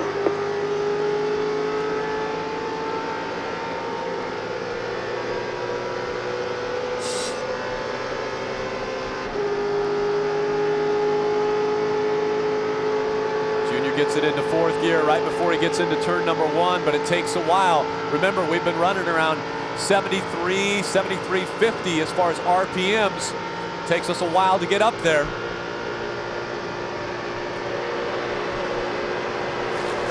It takes probably a lap and a half for these cars to get up to full speed. It helps a little bit when they're running in the pack because they run faster in the draft. So at least a lap to a lap and a half, though, to get up to full speed. We're at the back of the pack. We're going to start deciding now which line do we want to run. Are we going to run on the inside or are we going to run on the outside? Right now, we choose the inside. 48 is with you, 3 wide. 2 wide, just outside now.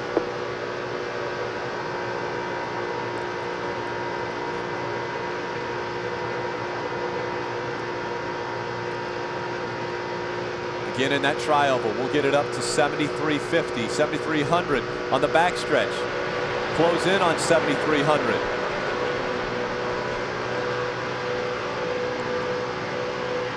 $7,400. Outside, 48 with you. You heard heard Steve Meal telling 48 with you. That's the defending champion of the Daytona 500 and the Nextel Cup Series champion running right behind us.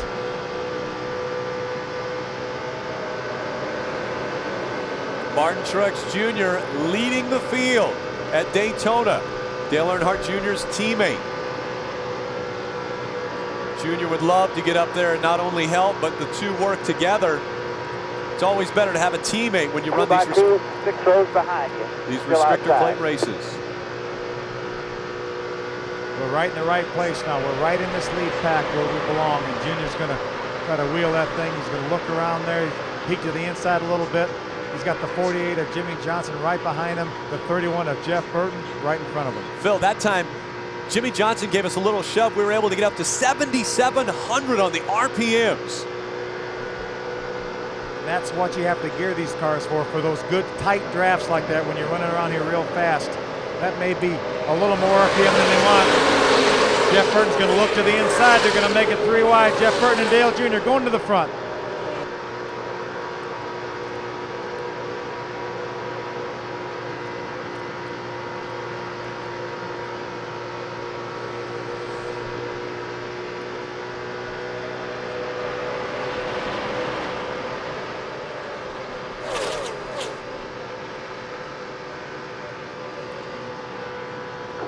Clear, very pretty.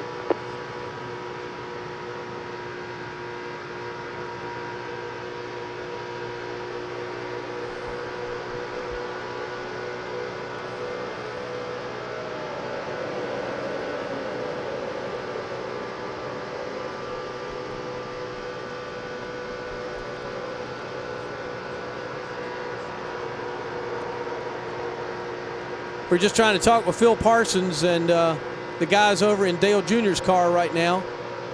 One back to the 31 with a 48 behind. How you doing? It's Rick up here. We got you guys. Yep. Not able to hear them coming back at me at the moment. Jimmy Johnson working the track. We just have a huge mess rolling around out there, don't we? Well, I tell you what, it was great when we were able to work together, Pat. It seemed like you guys gave us a good shove, but now you haven't been able to stay right behind us.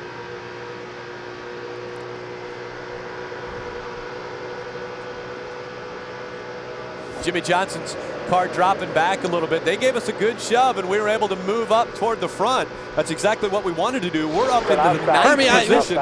This is really what restrictor plate racing is all about. This race has been strung out, single file, and a lot of different little packs all around the racetrack. But right now, these cars are 2, 3, sometimes 4 wide, and that's what happens with 35 laps to go, coming down to see who's going to win the Daytona 500. These guys are going after everything they've got, and it's going to have some tense moments as we head. You don't want to leave these next 35 laps. 3 wide. Well, that was Hermie Sadler, and he's a part of the Jimmy Johnson team right now who gave us the shove and got us up here. Look at behind us, though. 3 wide as they bump and bang behind us. It is very good we got out of that mix. How about that run on the bottom of the racetrack? Junior loves the bottom down in 3 and 4. He really made some ground up, trying to bump draft a little bit right now with the 88 of Ricky Rudd. That's our teammate in the upper left. That's the blimp cam. Martin Truex Jr. currently leading this one, and they got a battle for the lead up there. Martin Truex Jr. on the high side as we run the lower line, and currently we're being scored in the 10th position. We've got Reed Sorensen in front of us in that number 41. We got Jeff Burton right behind us. You know, he and Jeff Burton have worked a lot together this entire race. Got Ricky Rudd right in front of us. We're amongst a great bunch of cars right now. We've got our teammate Martin Truex out front. We've got Ryan Newman, Kevin Harvick, and on the inside line with us, along with Ricky Rudd, who is right in front of us. 3 wide behind you, Junior. We know Ricky Rudd's fast. He was on the outside pole to start this race. So he would be a great car to work with. Do some drafting. Again, it's 2x2 where we are, and just behind us, 3 wide. Jeff Burton's getting a little squirrely behind us.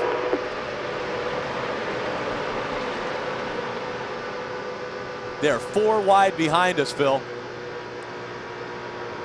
A lot of serious racing here. Help coming on the bottom right there, Junior. The 9 car, 1 car length back. You hear Steve Meal telling the 9 cars 1 car length back. We needs a push. Come on, 9 car. Come on, Casey King. Give us a push, man. Give us a shove, Casey, as our teammate up in front takes back over the lead. They're battling back and forth. First and second he goes. Matt Kenseth on the outside of Martin Truex Jr. in your upper left. And look at it, 2 by 2. Back behind where we are right now. David Strimmy on our outside in that number 40, but we're still trying to reel in the 88 of Ricky Rudd just in front of us. Still outside. It's so difficult, Rick, to go anywhere because you've got the inside line and the outside line are running about the same speed right now. How about Carl Edwards making a move, goes to the inside of us, puts us in the middle. Now Junior's going to try to move down. 31 car in your mirror. Get a draft off that 99. And now we're going to stick our nose on the inside of that 99. We'll put him out in the middle now. Got help. Middle lane's not going anywhere, Junior. Turnabout's fair play for that one. Exactly, Phil. We stay behind that 88.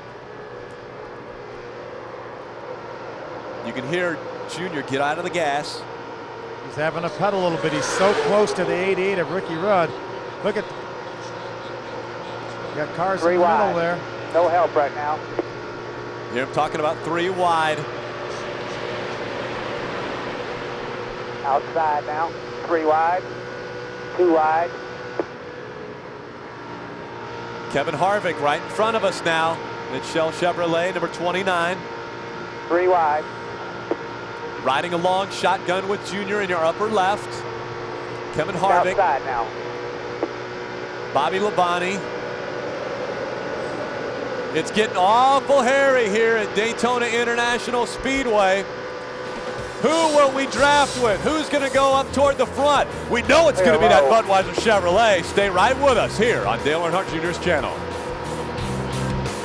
My agent, you know I can do an English accent. I'm speaking English right now. Ow!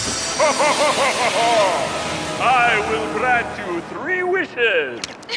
Well, first, I want to be loved across America. Then, I want to be a worldwide sensation. And finally, I want all men to salivate when they see me because I'm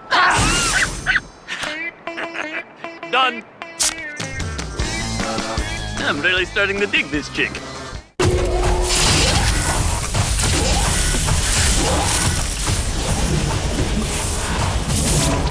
Introducing the evolution of Haviland. Now with Deposit Shield. The deposits that attack your engine every time you drive can cause friction, robbing it of performance and fuel efficiency. Haviland shields it, because a clean engine runs better. Defend your engine. Haviland with Deposit Shield. You need some help? Yeah. Could you give me a jump? Sure. Give it a try. Try giving it some gas.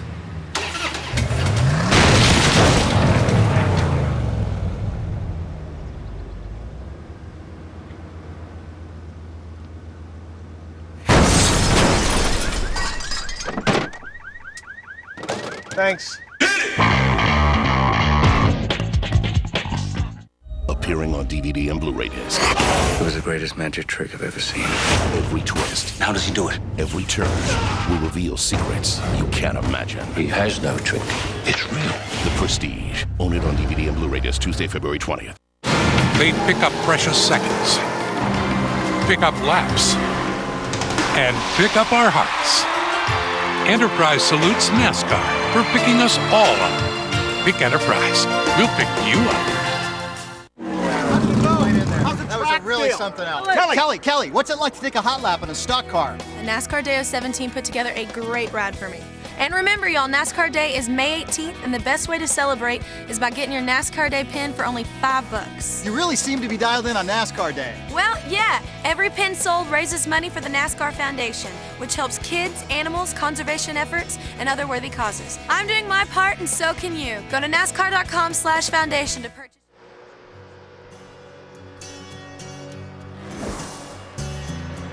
Today's aerial coverage is brought to you by Ginn Properties and Reports.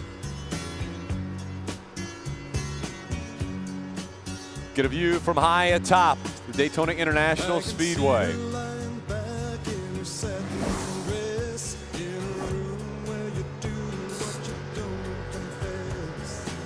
Sundown. Daytona Beach, Florida. You see it again, Properties and Resorts up in the upper left corner. Dale Earnhardt Jr. trying to make his way to the front, currently running in the 12th position. I like being on the high side, Rick. This is the first time since this restart that we've been able to get up on top of the racetrack. We know how good Junior is up there. Let's see if we can make some ground up now. Down the back stretch, looks as though problems bringing the caution out. Everyone's slowing down. We heard the caution. It was a multiple car wreck in the back. Involved the 00 of David Rudiman. I saw the 11 also. Denny Hamlin. The 48 of Jimmy Johnson's also involved, bringing out this most recent caution. Now, strategy comes into play. 26 laps of racing to go, Phil. Do we come in? I think we have to, Rick, because we don't want to be out there on 45 lap tires or whatever it was when we put the tires on. So we'll see what Tony Jr. says here. I'm sure he's going to bring Junior down pit road, at least for right side tires, if not for 4. I see. I'm getting a signal from Tony Jr. 2 tires, 2 right side tires. Little pit strategy. Remember how well it worked last Thursday in the duel. There you see the accident. Courtesy of Fox. We appreciate them helping us out here on NASCAR Hotpass, exclusively on DirecTV. Again, this has brought out our most recent caution on lap 174. Actually, we're on 175 right now. So 25 laps of racing to go. This was coming out of 2 down the backstretch. Multiple cars involved. Last year's winner, Jimmy Johnson, won't defend. New Toyota of David Rudiman running their first Daytona 500. Too much damage to the front of that one as well.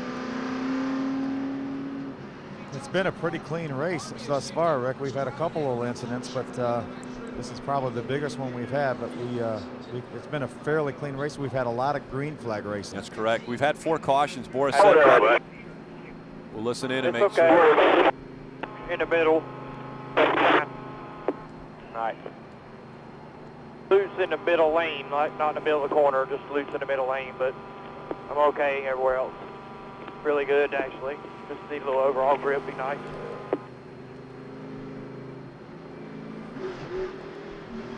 Need a little overall grip would be nice. Road is open, pit road is open. Pit road's open. We see Ryan Newman smoking the tires as he tries to slow down in front of us. 4100, 4100, but we will have to come around the 31 this time, Junior. 4 cars in front of you.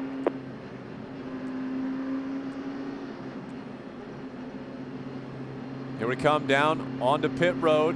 I'm thinking 2 tires right here, 2 tires. 10 away. Come on down here around this 31. Come on, just nosing in right here. Come on, come on, come on, come on, right there. Whoa. Here they come over the wall.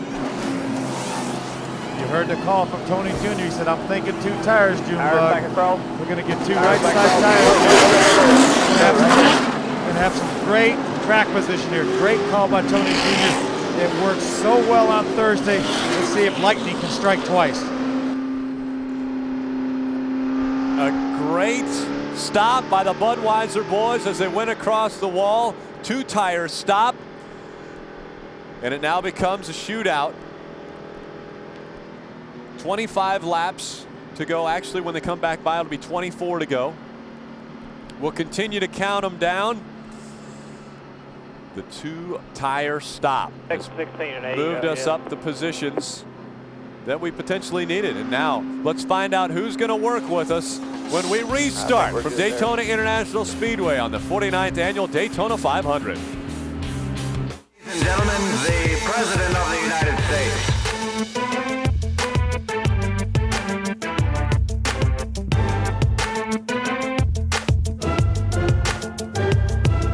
President's Day only comes once a year. And to celebrate, Chevy has some commanding offers with great deals on almost every 07, like 0% for 60 months on the Silverado Classic. Hurry, 5 days only. Then this and other great deals are history. See your local Chevy dealer today. Hey, Jimmy, I was following you in practice, and it looks like you're kind of messing up turn 3. And if I was you, I would try to arc it out a little more. Hold on 1 second. I'm going to need it again.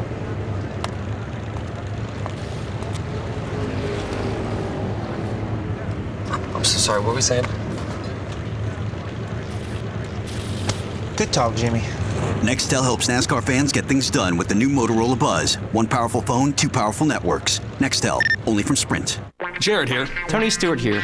Everyone knows Subway restaurants for tasty, low-fat subs, like this 6-inch Subway Club. Make it a foot long, and it's still less than half the fat of a McDonald's Big Mac. But the big surprise, it has twice the meat. Fills me up without slowing me down. Less fat. More meat. Less fat. More meat. Less fat. More meat. Less fat. More meat. Less fat. More meat. Less fat. Less fat. Jared, you're never gonna go as fast as me. More meat. The delicious foot-long Subway Club. Less than half the fat of a Big Mac. But twice the meat. Fills me up without slowing me down. Subway. Race hard. Eat fresh. Looks like a snow day. That looks like fun. Unless you're this guy on the way to work. Well, Goodyear Triple Treads will help him get there. Goodyear Triple Tread technology, featuring an ice zone for enhanced gripping power on icy conditions, aqua chutes to help move water away from the tire, and a dry zone for confident maneuvering. Kid's got some arm.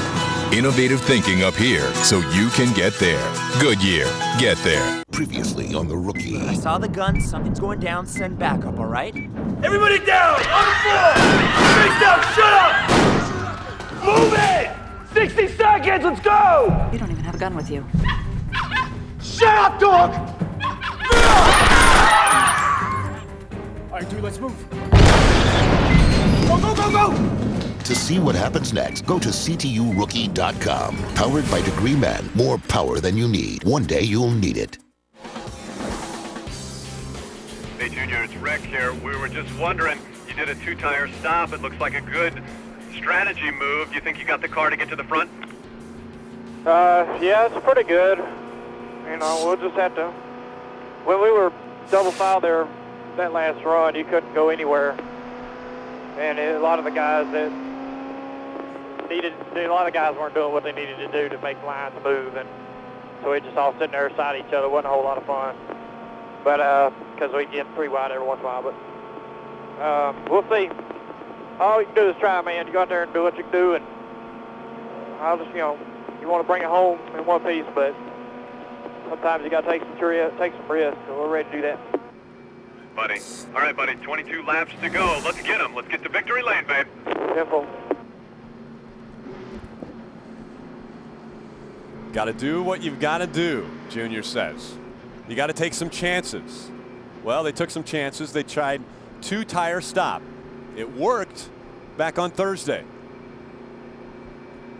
Let's see if it works tonight for the 49th annual Daytona 500. Junior has found victory lane before, back in 2004.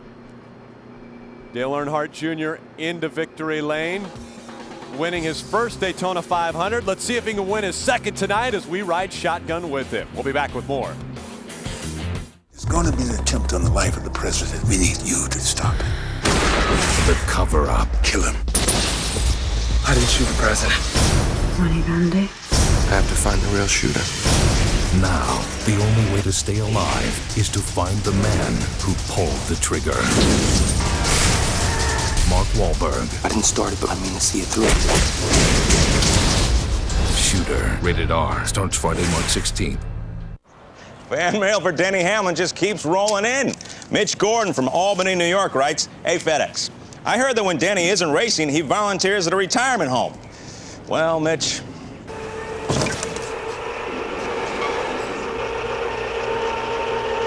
Come on, Marty. Is that all you got? Did you see Marty bump me?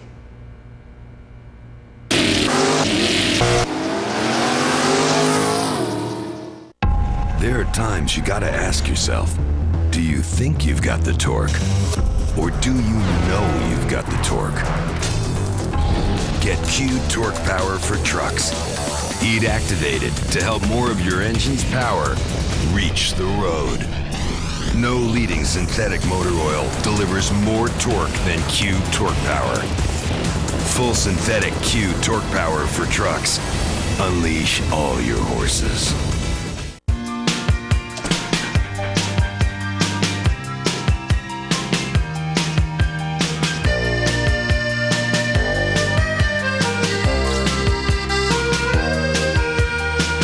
This is the day your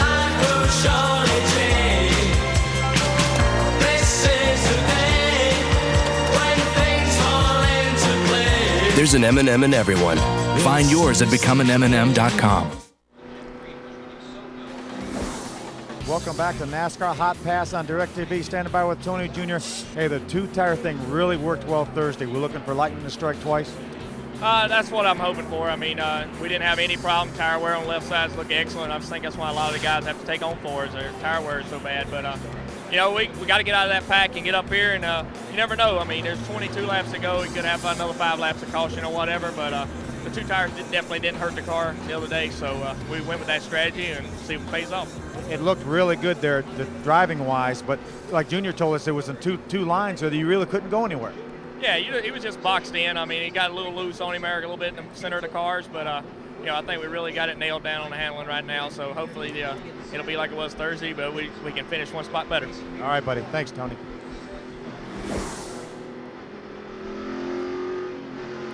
Riding along with Junior, do you see how dark it's 21 getting? 21 laps to go. Under the 21. lights at Daytona, 21 cars laps. Off. Pass on the right if something happens. Pass on the right green if something flag, happens. Green flag, they're all moving, Jim. 16 car in your mirror, 16. Here we go, currently scored in the 5th position as they went across the start-finish line. That Haviland Dodge on the inside, that's Juan Pablo Montoya. He's a lap down, so it's the 5 cars in line up top. And here we go, we're gonna make the pass on the 70. Johnny Sauter, we're gonna go by Johnny. Clear low. We took 4th away. That's Reed Sorensen. We're going to try to take that position away from him next. Still outside. You still have the help. Clear high. Got a little cheerleading up here. Tony Jr. just shook his fist, said, "Go, man, go." We also almost had a close one there with Carl Edwards. Wide. Edwards moved up, looked as though he was going to block us. He was trying to block Rick, and it didn't work. Oh, a little loose. Kyle Busch behind us loosened us up. 5 car behind you. On the inside, that's Matt Kenseth. The 6. There's our teammate down there, too, right behind Kenseth, Rick. That's Still right. inside, 5 with you. Everybody has help behind you. Martin Truex Jr. now on the inside of us. He's going to push the 17. Now we're side by side with our teammate. Martin Truex Jr. on the inside. Dale Earnhardt Jr. on the outside.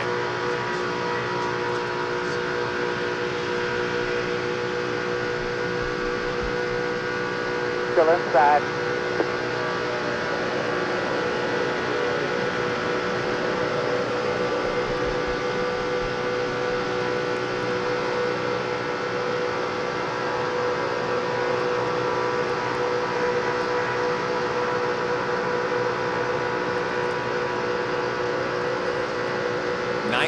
Laps at Still Daytona. inside, solid, 2 by 2 behind you, Jim.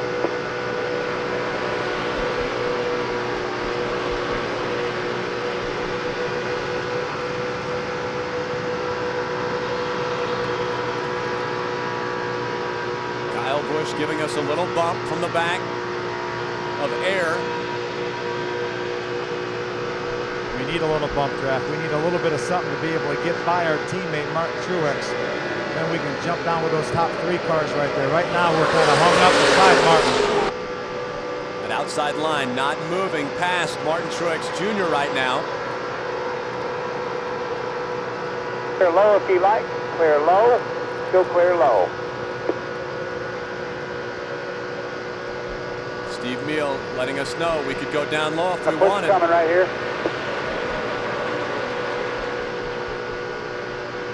Sadler in the 19 coming up behind our teammate Martin Truex Jr. Here comes Kyle Busch now. 5 car behind you. Still inside, Jim. Also on the high side, that's the 99 of Carl Edwards. Dale Earnhardt Jr. is going to move up. Let's see if Carl Edwards will help us out now. Side, 5 behind you in the middle lane. We just saw Martin Truex Jr. move up the racetrack, giving us a little bit of a draft.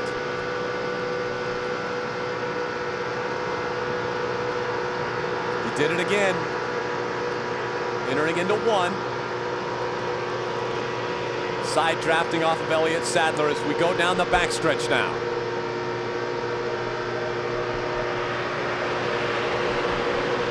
The blimp cam in the upper left-hand corner, network in your upper right, the running order on the top of the screen, telemetry on the bottom of the screen. Behind you, 5 in the middle, 99 up top.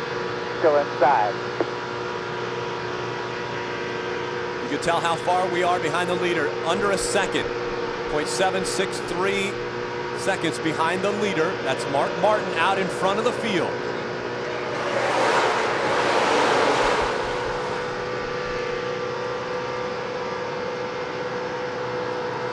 Three wide behind us, 2 by 2.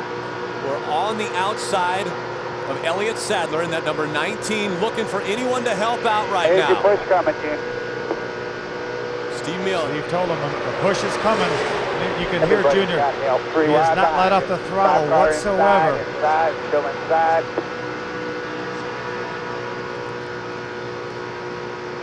Clear low behind the 5 if you'd like. We drop down behind the 5.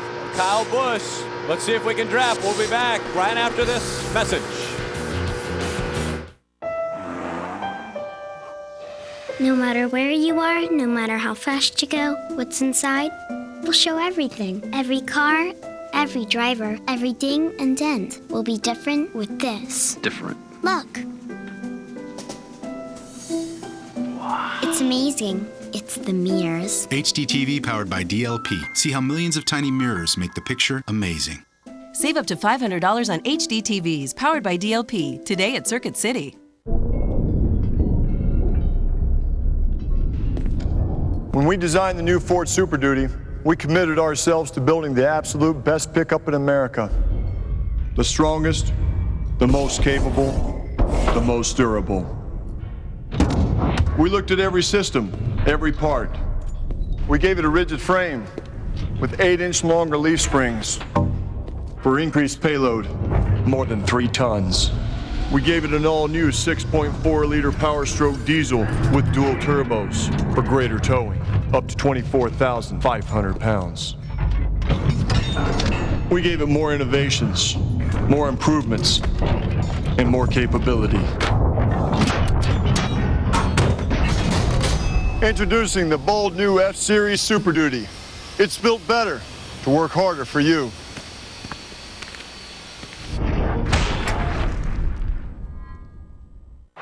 Dale Earnhardt Jr. wins at Richmond. Yeah! Hey guys, y'all at NASCAR Hotpass only on DirecTV? Could have ridden shotgun with me the whole race. Monitored my car's telemetry. Even heard everything me and Tony Jr. said on the radio. Sorry about that little exchange on lap 31. We'll clean that up next time. Ride shotgun with top NASCAR drivers. Only on DirecTV.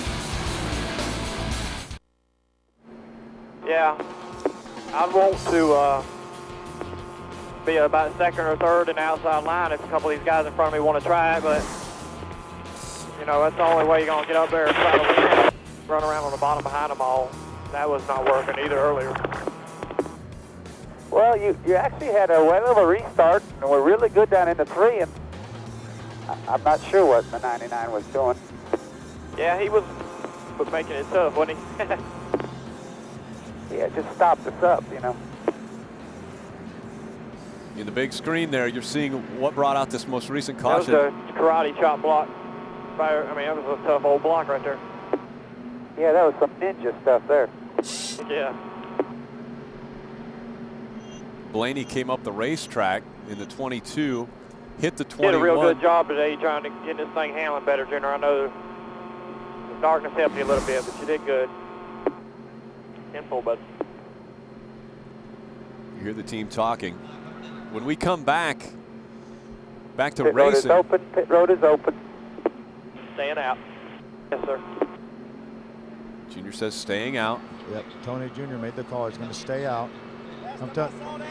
We were standing up on top of the pit box here, Rick, when Dave Blaney went by us at about 180 miles an hour. Because, you know, we're only about 30 feet from the racetrack. And when he went by, he drove straight up on the racetrack right into that 21 to Ken Schrader. And Tony Jr. said, it scared me. He came by here so fast and so close. Well, dang, it's not many laps left, huh? They're supposed to slow down. These guys in front, what are they talking to you about? They want to move any, they want to go to the top, or what they want to do there? they don't know what they want to do. This is usually everybody's got a pretty good plan, but up here everybody's just all over the place. You know, they're just going to go with whoever they think they can go with at that time. But the prevailing belief is that the outside lane will be where the passing's being done, but they still don't think they can beat the inside lane. Can't come from behind on the inside lane. Yeah.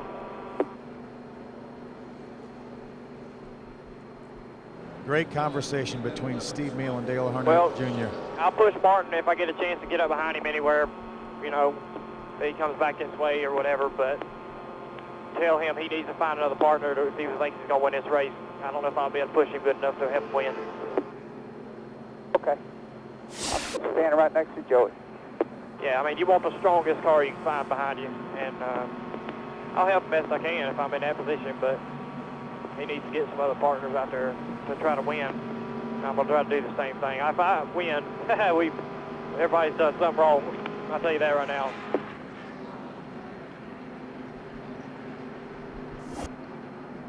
Junior letting you know that doesn't feel like he has the strongest car on the racetrack right now, but if he does... Don't hang your heads yet. We ain't done trying. That's what we like to see, a fighter. We got a fighter behind the wheel. We may not have the very best car right now, but we've got the very best driver driving it. No question about it, Phil. Dale Earnhardt Jr. behind the wheel. He said if he gets up to his teammate, Martin Truex Jr., who is in that Bass Pro Shops #1 Chevrolet, Monte Carlo SS, if he gets up to him, he'll be able to give him help if he can, but he said make sure the strongest car gets behind him, and he's not quite sure if he's the strongest car right now. But again, it's a shootout. Oh, Mark, this will be pretty cool, huh? Yeah. Junior talking about Mark Martin leading this race. He tried so long to win this race. He's got the lead here with just over 10 laps to go, but I'm still pulling for my man, Dale Earnhardt Jr., Rick. We are definitely not out of this race. We've got a strong pony in front of us.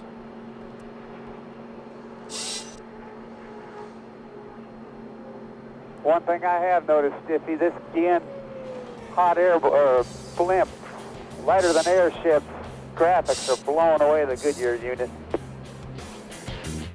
It hit the curb, it hit that tree, and then just sailed right up into my living room. I'm State Farm agent Kathy Wall, and this is a true story. Some fool drove into a living room and parked on a sofa. So I called State Farm at 2 in the morning, and my agent was there immediately. Well, I had to get the car towed out of the living room. At 2 in the morning. And I had to get some guys to board up the house. At 2 in the morning. She stayed with me till 5 a.m. Great service and great rates. It's all here. Nobody takes care of you like State Farm. Call an agent today. Like a good neighbor? State Farm is there. No matter where you are, no matter how fast you go, what's inside, we'll show everything. Every car, every driver, every ding and dent will be different with this. Different. Look. Wow. It's amazing. It's the mirrors. HD TV powered by DLP. See how millions of tiny mirrors make the picture amazing. Save up to $500 on HD TVs powered by DLP today at Circuit City. Move it out. Let's go. Roger, night down for me, please. All set here. Being fastest from 0 to 60 is good. Truckers say fastest from 40 to 70, even better.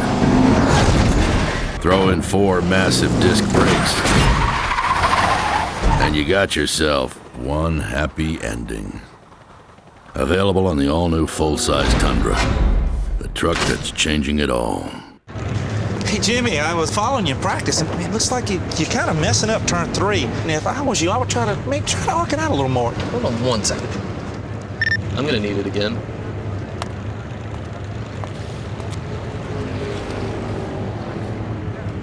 I'm so sorry, what were we saying?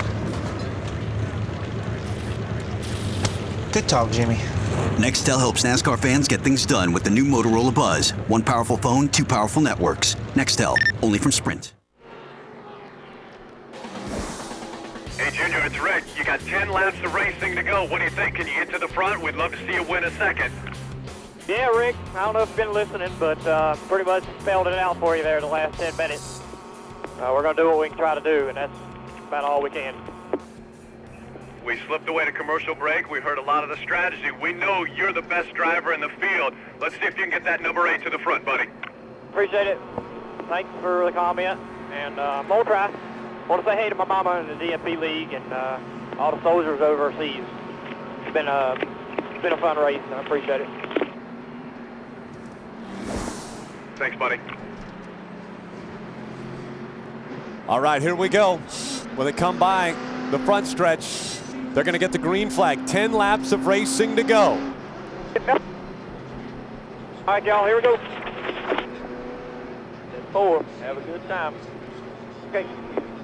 You hear Junior trying to tell his guys, here we go, get ready. It's amazing. It's amazing how calm he is with 10 laps to go here in the 49th running of the Daytona 500. This is a guy that has won this race before, and I would not bet against him. He's currently in 7th, folks. Kyle Busch in front of him. 10. Pace car is off.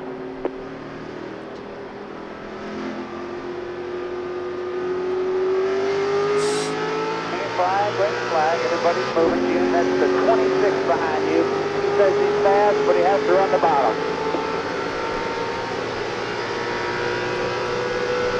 Good information for Junior. There's Junior. He's going to try to help his teammate. Inside. He could have stayed out there, but he decided he'd help his teammate. Full line down there, Jim. One more car and then a big hole. It looked like Martin.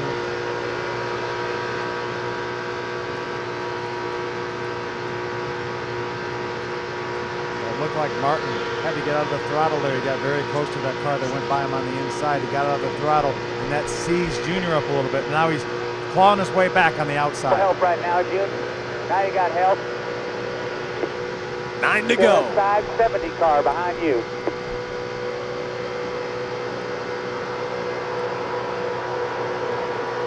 DEI power working together. Martin Truex Jr. just in front of us. Still inside, Junior.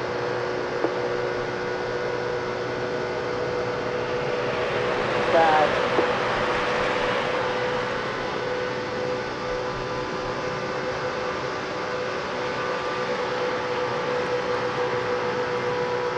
We had a little help there from Johnny Sauter in that number 70.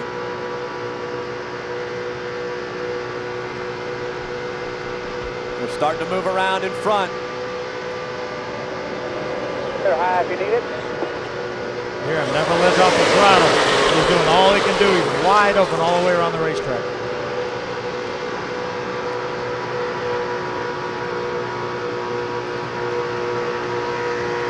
Three wide. 3 wide, 3 wide.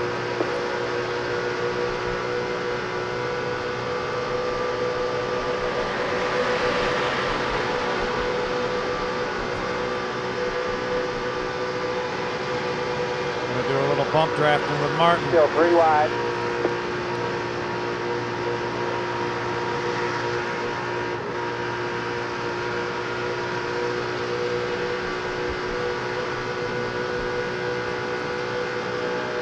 Still inside.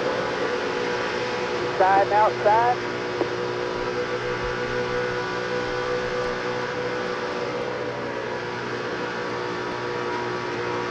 Still 3 wide. Clear high, clear high. Good run up the middle. Right behind Kevin Harvick in that 29.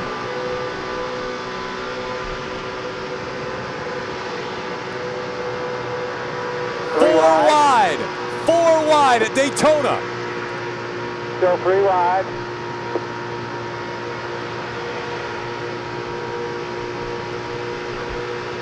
You want to have help behind you. That's Ricky Rudd just on the inside. Got a little loose. Still 3 wide. 6 laps to go. 6.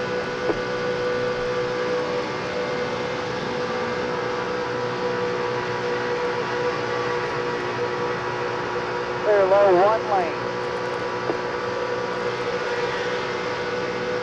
Another good run coming down. Still inside now, Jim. Down the back stretch. 3 wide.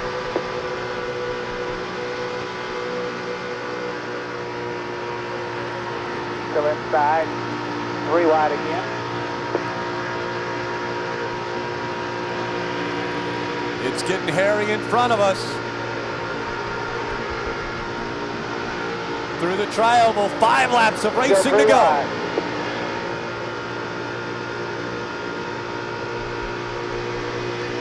A little bit of tire smoke for tire roll up there in front of you, Jim.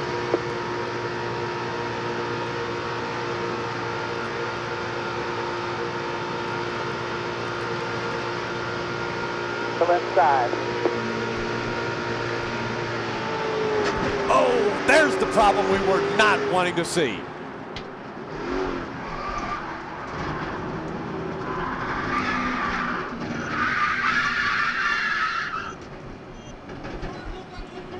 Absolutely nowhere to go. It's total rejection up here on top of the pit box.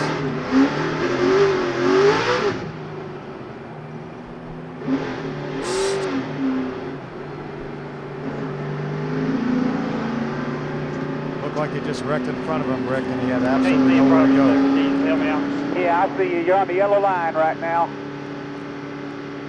Junior just let him know he can't see. Obviously the hood crumpled up in front of him. A lot of damage. You see what he sees in the upper left, but a lot of damage to the back of that car. You know that it bottled up in front of him. You're outside, Junior. You're good. You're in the bottom. Head toward the grass, in the grass. Yep, now you're on the big asphalt, Junior.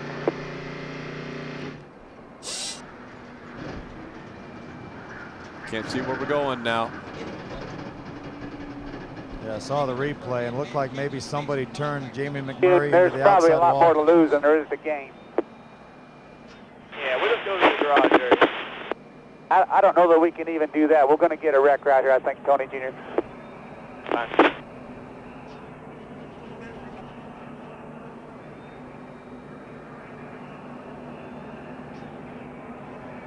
Dejected silence on the number 18. This is what the drivers don't like about restrictor plate racing. The 3 and 4 wide racing. That one little mistake in front of you causes this big accident behind.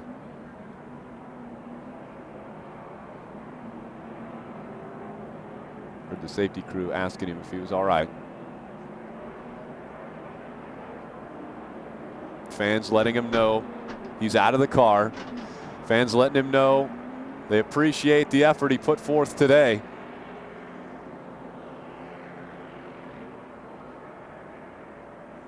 Surveys the damage.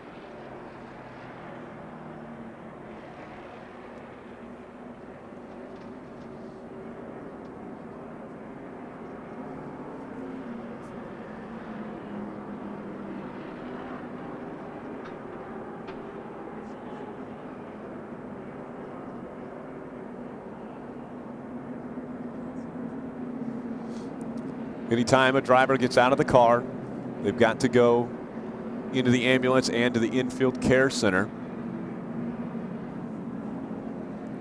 So Junior's climbed into the back of the ambulance. They'll take him to the infield care center, check him out. We heard him communicating with Steve Meal and Tony Uri Jr. after this accident took place. So we know it's just dejection right now. That's Jamie McMurray in the replay in the 21. Got into the wall. He got slowed way down. No one could get out of the way. We couldn't slow down in time. Ricky Rudd slowed way down in front of us. We got into the back of Ricky Rudd. Another car got in the back of us. Juan Pablo Montoya takes Restrictor plate racing, Rick. When something happens like that, these cars are running in such big packs. There's absolutely nothing you can do. Nowhere to go. Well, the amazing thing, Phil, also is, I mean, we're talking about literally inches separating not only the car in front of us and the car behind us. And you saw how rapidly the 88 of Ricky Rudd just stopped in front of us. I mean, there was nothing Dale Earnhardt Jr. could do, but not only in front and behind, but also to to the left of us, there was no room for Junior to go anywhere on that racetrack. No, we talked about him being 2 wide, 3 wide, even 4 wide. So absolutely nothing you can do in a deal like that. What a horrible break, though, for the Budweiser Chevrolet trying to win his second Daytona 500. This actually will be the first DNF for Dale Earnhardt Jr. at Daytona. He's never not finished a Daytona 500 race.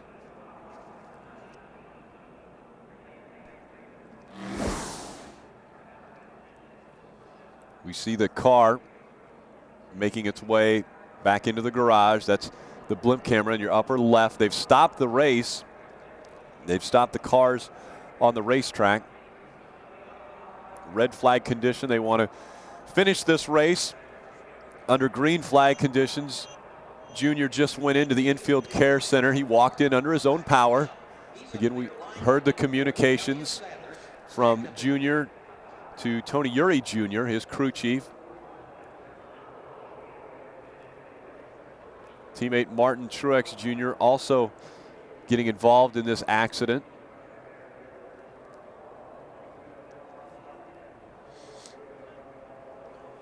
The car of tomorrow, they're hoping will help alleviate this problem that we've just seen, where they have to run right next to each other and so tight and so close. It's a very similar setup to what the NASCAR Craftsman Truck Series has, running a splitter in the front of the cars as opposed to the very sleek and aerodynamic nose that they have right now, where they must run right on the bumper of the car in front of them for them to be able to stay with a pack or to move forward or back. They can't run on their own, so it's very difficult for them to suck up to a pack if they get back. Whereas in the Truck Series, which has the technology of what the car of tomorrow is going to, they can sometimes reel them in and get close, so they don't have to run so tight and so close to each other to help each other out all the time.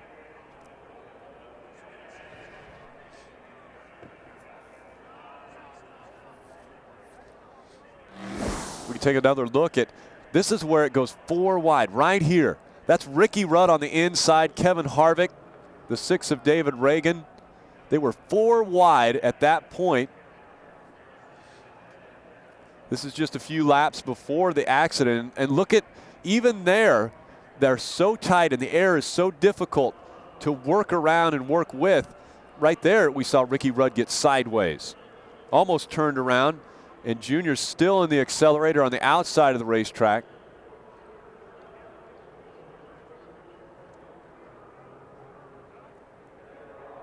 Again, 2 and 3 wide, and this is actually, this is where it's not quite as hairy.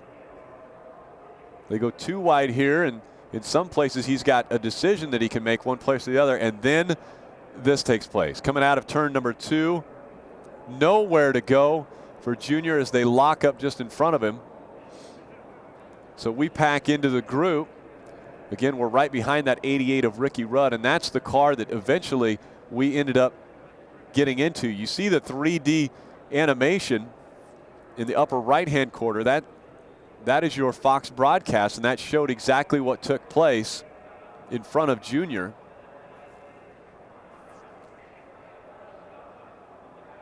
Across the start-finish line, they're 3 wide. In the big box, you see a little bit of tire smoke. We heard Steve Meal let them know, hey, there's some tire smoke in front of you. That's all it is tire smoke, but it ended up being quite a bit more.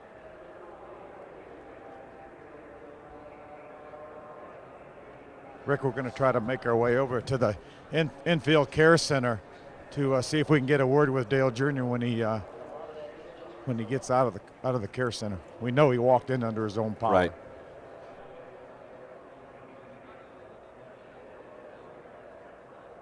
And there was the accident.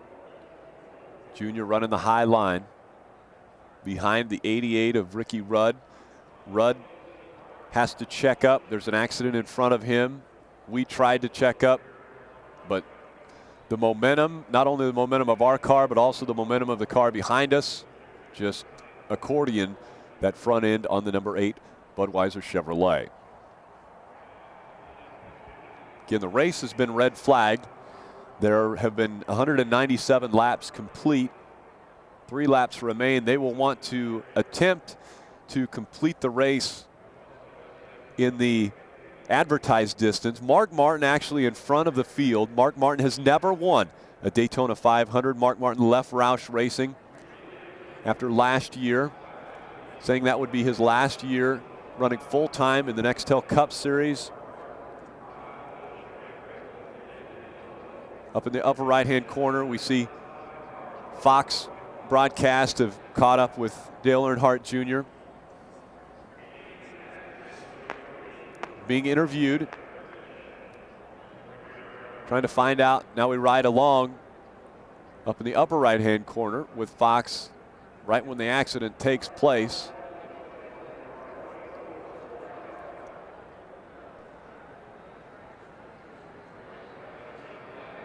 Again, Jamie McMurray coming out of turn 2. See the light bulbs going off in the backstretch. Jamie McMurray gets loose. There's the smoke. You see that, and boom. Nowhere to go.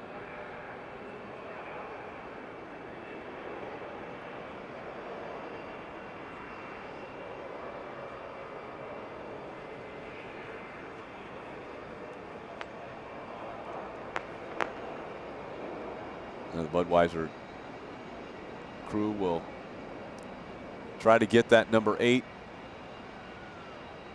Chevrolet back into the hauler. They'll set their sights on race number 2 of the Nextel Cup season. That will be California a week from today.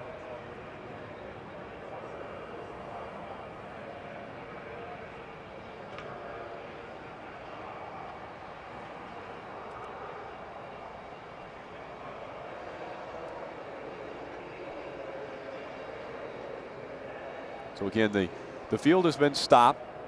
We've got a blimp shot of that. And we want to thank our blimp, courtesy of Ginn Properties and Resorts, helping us out with our blimp coverage this evening. A difficult finish to a promising day at Daytona International Speedway for Dale Earnhardt Jr. and all of us rooting him on today. Early on, talked about maybe a little bit of a push. They corrected that, went a little bit past the halfway, and were able to correct that, went to the back of the field, and then pit strategy moved us up toward the front. And then as soon as we were 10 laps of racing to go, that is when we got involved in what took place at so many restrictor plate races.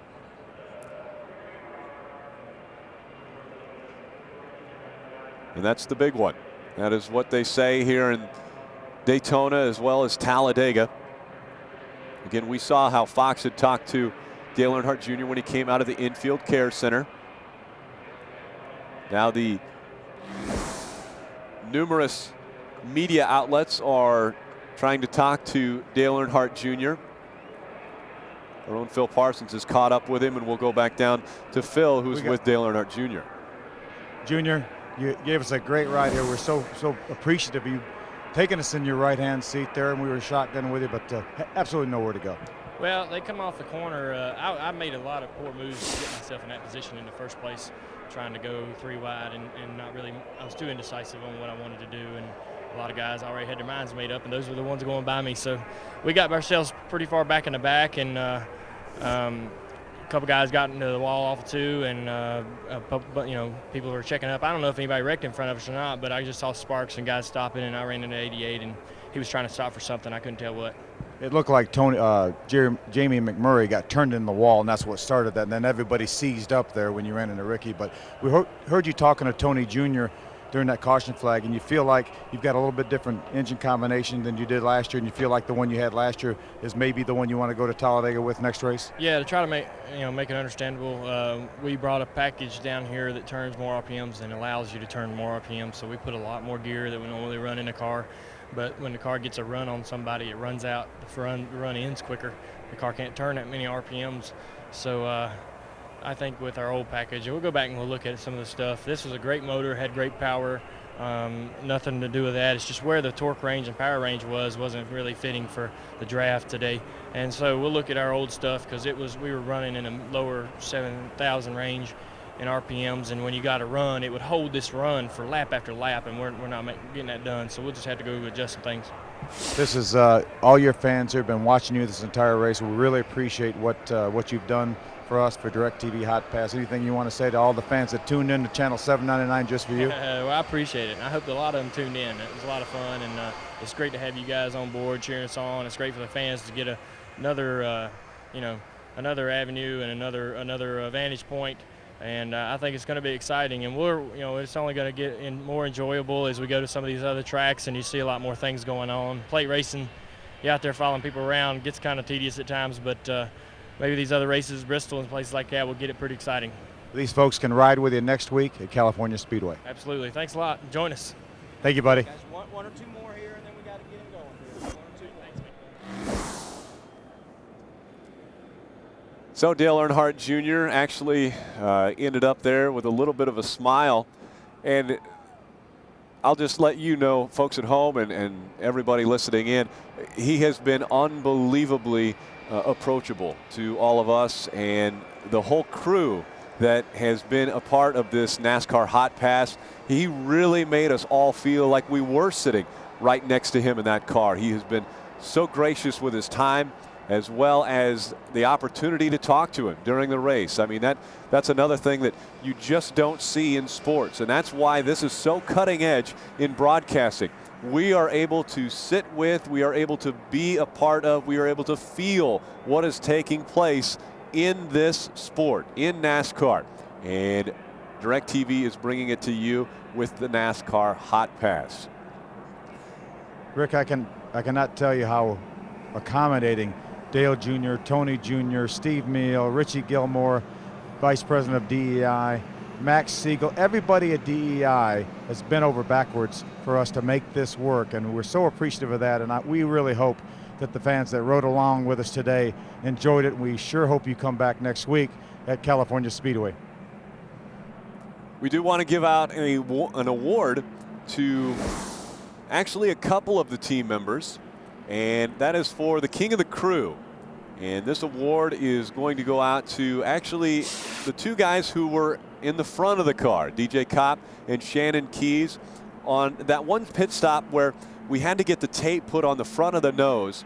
That was Shannon Keys, who carried the tire over to the right side of the car, had the tape in his mouth, put the tire in, and as he was putting the tape on the front end of the car, then it was DJ Kopp who did double duty. He actually, as Phil mentioned it, he indexed the wheel, put it up onto the hub, and was able to put the 5 lug nuts on, tighten them on, and do that job by himself. And so those two guys working together, we feel, are the king of the crew tonight, and so we want to congratulate them. They went above and beyond the call of duty to try to move Dale Earnhardt Jr. up toward the front. We're going to continue enjoying the rest of the 49th annual Daytona 500. The problem is our driver won't be in contention for it, but when we come back, you'll see if Mark Martin can win his first ever Daytona 500. Thursday, and the voting begins. This is the time you got to raise the bar. Be there Tuesday when the top 12 men take the stage and the phone lines open. Then Wednesday, the top 12 women battle for your votes. You definitely are a star. And Thursday, the results are revealed live. Who will be the first to go? You vote, you decide their destiny. 3 nights of American Idol begin at 8/7 Central, Tuesday on Fox. Well, I guess it's Mr. Man from now on, huh? You know, an event like this deserves something truly special.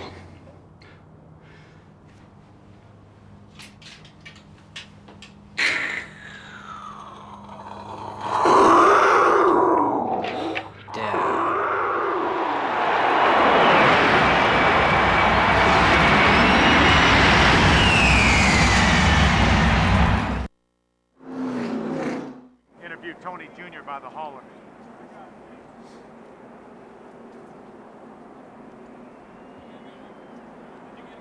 I appreciate the hustle. Hey.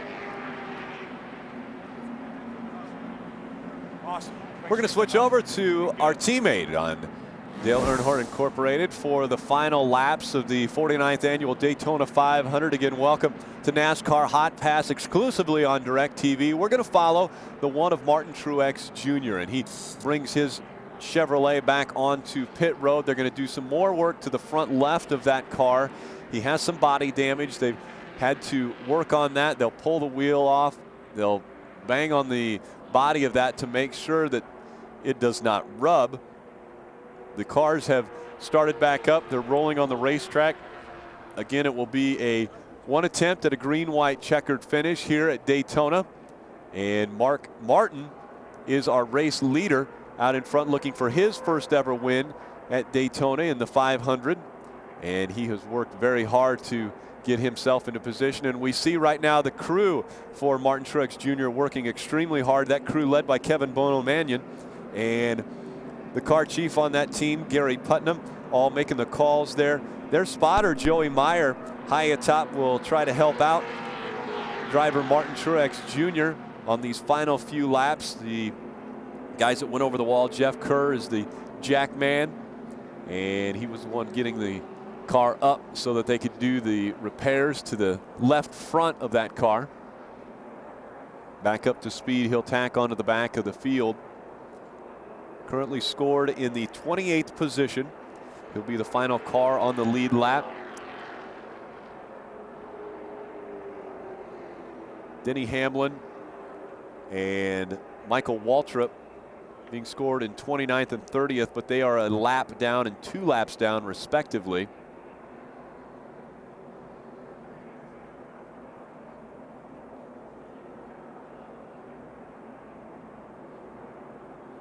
Looks as though we're going to try one more time down pit road for Martin Truex Jr.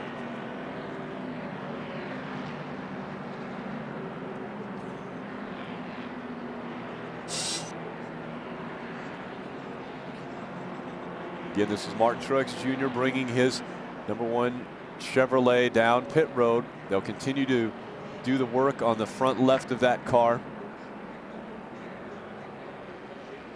Kevin Bono-Mannion, the crew chief, bringing it down. They'd obviously love to finish this race. Probably won't be competitive. As much damage that is done to the front of that car. They lift the hood up, see if they can do a little more work.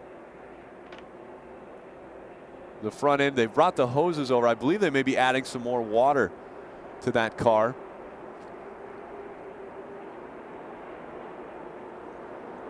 See a good shot of the crew working on it now. The front end damage. Green flag will fly as Martin Truex Jr. on pit road right now. Again, out in front of the field, it's Mark Martin followed by Kyle Busch. Those two are nose to tail as they make their way through 1 and 2 and onto the backstretch. You see the crew for Martin Truex Jr. bringing the hood back down, trying to get the pins in that.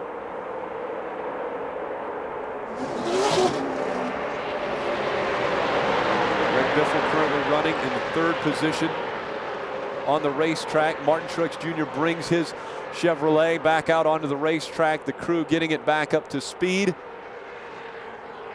This time by when the field makes their way out of 4 and onto the tri-oval. Mark Martin is going to see the white flag. 1 lap of racing to go, 2.5 miles. Can Mark Martin win his first ever Daytona 500? We're getting back up to speed on the back stretch. That's Martin Truex Jr. in the lower third of your screen. You know, we heard Dale Jr. say it would be pretty cool for Mark Martin to win his first Daytona 500. Now, we didn't want him to do that at our expense, Dale Earnhardt Jr., but he's got a shot at it, but it's a hungry pack of wolves back there. They're moving back and forth behind him. Moving up the racetrack, Kyle Busch almost into the side of Kevin Harvick. Now Mark Martin gets a little loose. Kevin Harvick's on the outside, and what a run Kevin Harvick has as they go through 3 and 4. But here comes Mark Martin. The field wrecks behind him. What it's going to be is a caution will come out. It depends on where the caution came out, but side by side across the start-finish line, it was Kevin Harvick in front of Mark Martin at the start-finish line, and another car upside down. That's the 07 of Clint Boyer. He rolls back over onto the wheels.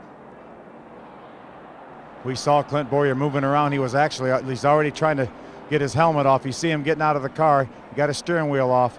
Great to see Clint. A lot of damage to that car, but NASCAR's going to have to look at the tape and try to determine who was ahead when the caution flag came out. Well, Phil, I'm curious, did the caution come out prior to them getting to the start-finish line? They were wrecking behind them, but if the caution didn't come out until they got to the start-finish line, Kevin Harvick will win this race. That's exactly right. If the caution had not come out, we're being told that Harvick won the race. So it was awfully close there for Mark Martin and Kevin Harvick. Kevin Harvick definitely got to the start-finish line before Mark Martin did. And if NASCAR determines that the caution flag did not come out, then Kevin Harvick will be the winner of the 49th Daytona 500. See Clint Boyer, he's been able to get out of his car. If you want to enjoy the celebration on channel 797, Kevin Harvick's channel, you can flip over to that channel. Adam Alexander, Randy Pemberton covering the 29 of Kevin Harvick, and what an unbelievable finish. Mark Martin so close. If the caution doesn't come out, then Kevin Harvick is your winner. If the caution came out when the accident happened behind those two, then it would be Mark Martin, because Mark Martin was out in front of Kevin Harvick when that accident occurred behind him. Mark Martin with a run right here. We're looking at the replay, and right there, Mark Martin is in front of Kevin Harvick. The accident happens behind them, and then Kevin Harvick gets the run and gets back by him when they go across the start-finish line. That is amazing. For the Daytona 500, you run 500 miles, 3.5 some odd hours, and the race is decided by about 3 feet. 21 thousandths of a second, Phil, is what the differential was between Kevin Harvick and Mark Martin across the start-finish line. There's Kevin Harvick. Kevin Harvick, whichever one is the winner, and Kevin Harvick looks like he is going to celebrate here at Daytona. Whichever one is the winner, it is their first ever Daytona 500. Kevin Harvick up on the window of that 29 Chevrolet. He celebrates his first ever Daytona 500 win and makes it a double. He won the Busch race last night. Mark Martin saying, "I can't believe it."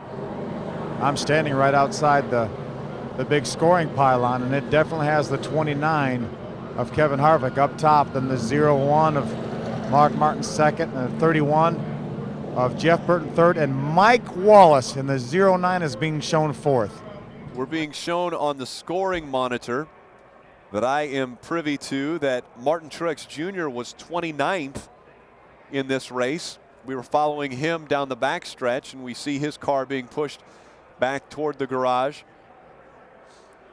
Riding in the 07, you see that Clint Boyer flips back over, gets his windshield, or gets his steering wheel off and up onto the dash, and then he jumps out. But you've turned into channel 799. That's what you're watching. It's the Dale Earnhardt Jr. channel. NASCAR Hotpass exclusively on DirecTV. Dale Earnhardt Jr. involved in the accident that took place just before this green-white checkered finish. That was the accident you're seeing in the big screen in the middle of your screen. That accident right there was the most recent one, and that happened as they were coming out of 4 to the start-finish line. You see all of the smoke behind the cars that were up in front. Clint Boyer sliding by.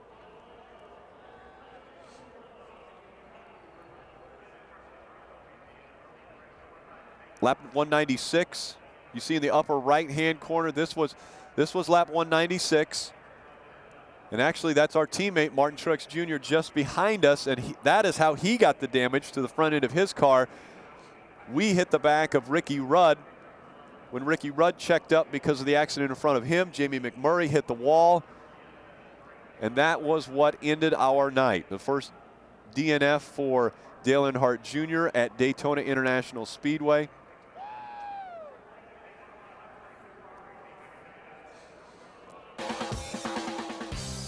They're continuing to talk to the players that were able to finish this 49th annual Daytona 500. We look across Lake Lloyd, that's down the backstretch of Daytona Beach's most famous racetrack, the mecca of motorsports, for the great American race, the Daytona 500 today. It wasn't the finish that we looked for in our team, but a fantastic finish for the Daytona 500. Next week, you'll want to tune in because Elliott Sadler will be one of our featured drivers, as well as Juan Pablo Montoya.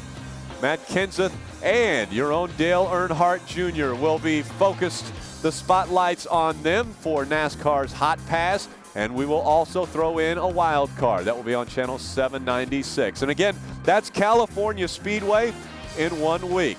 Thank you so much for joining us here on NASCAR's Hotpass on DirecTV. This is how our evening ended, but we know Dale Earnhardt Jr. will be back, and I know you will be too.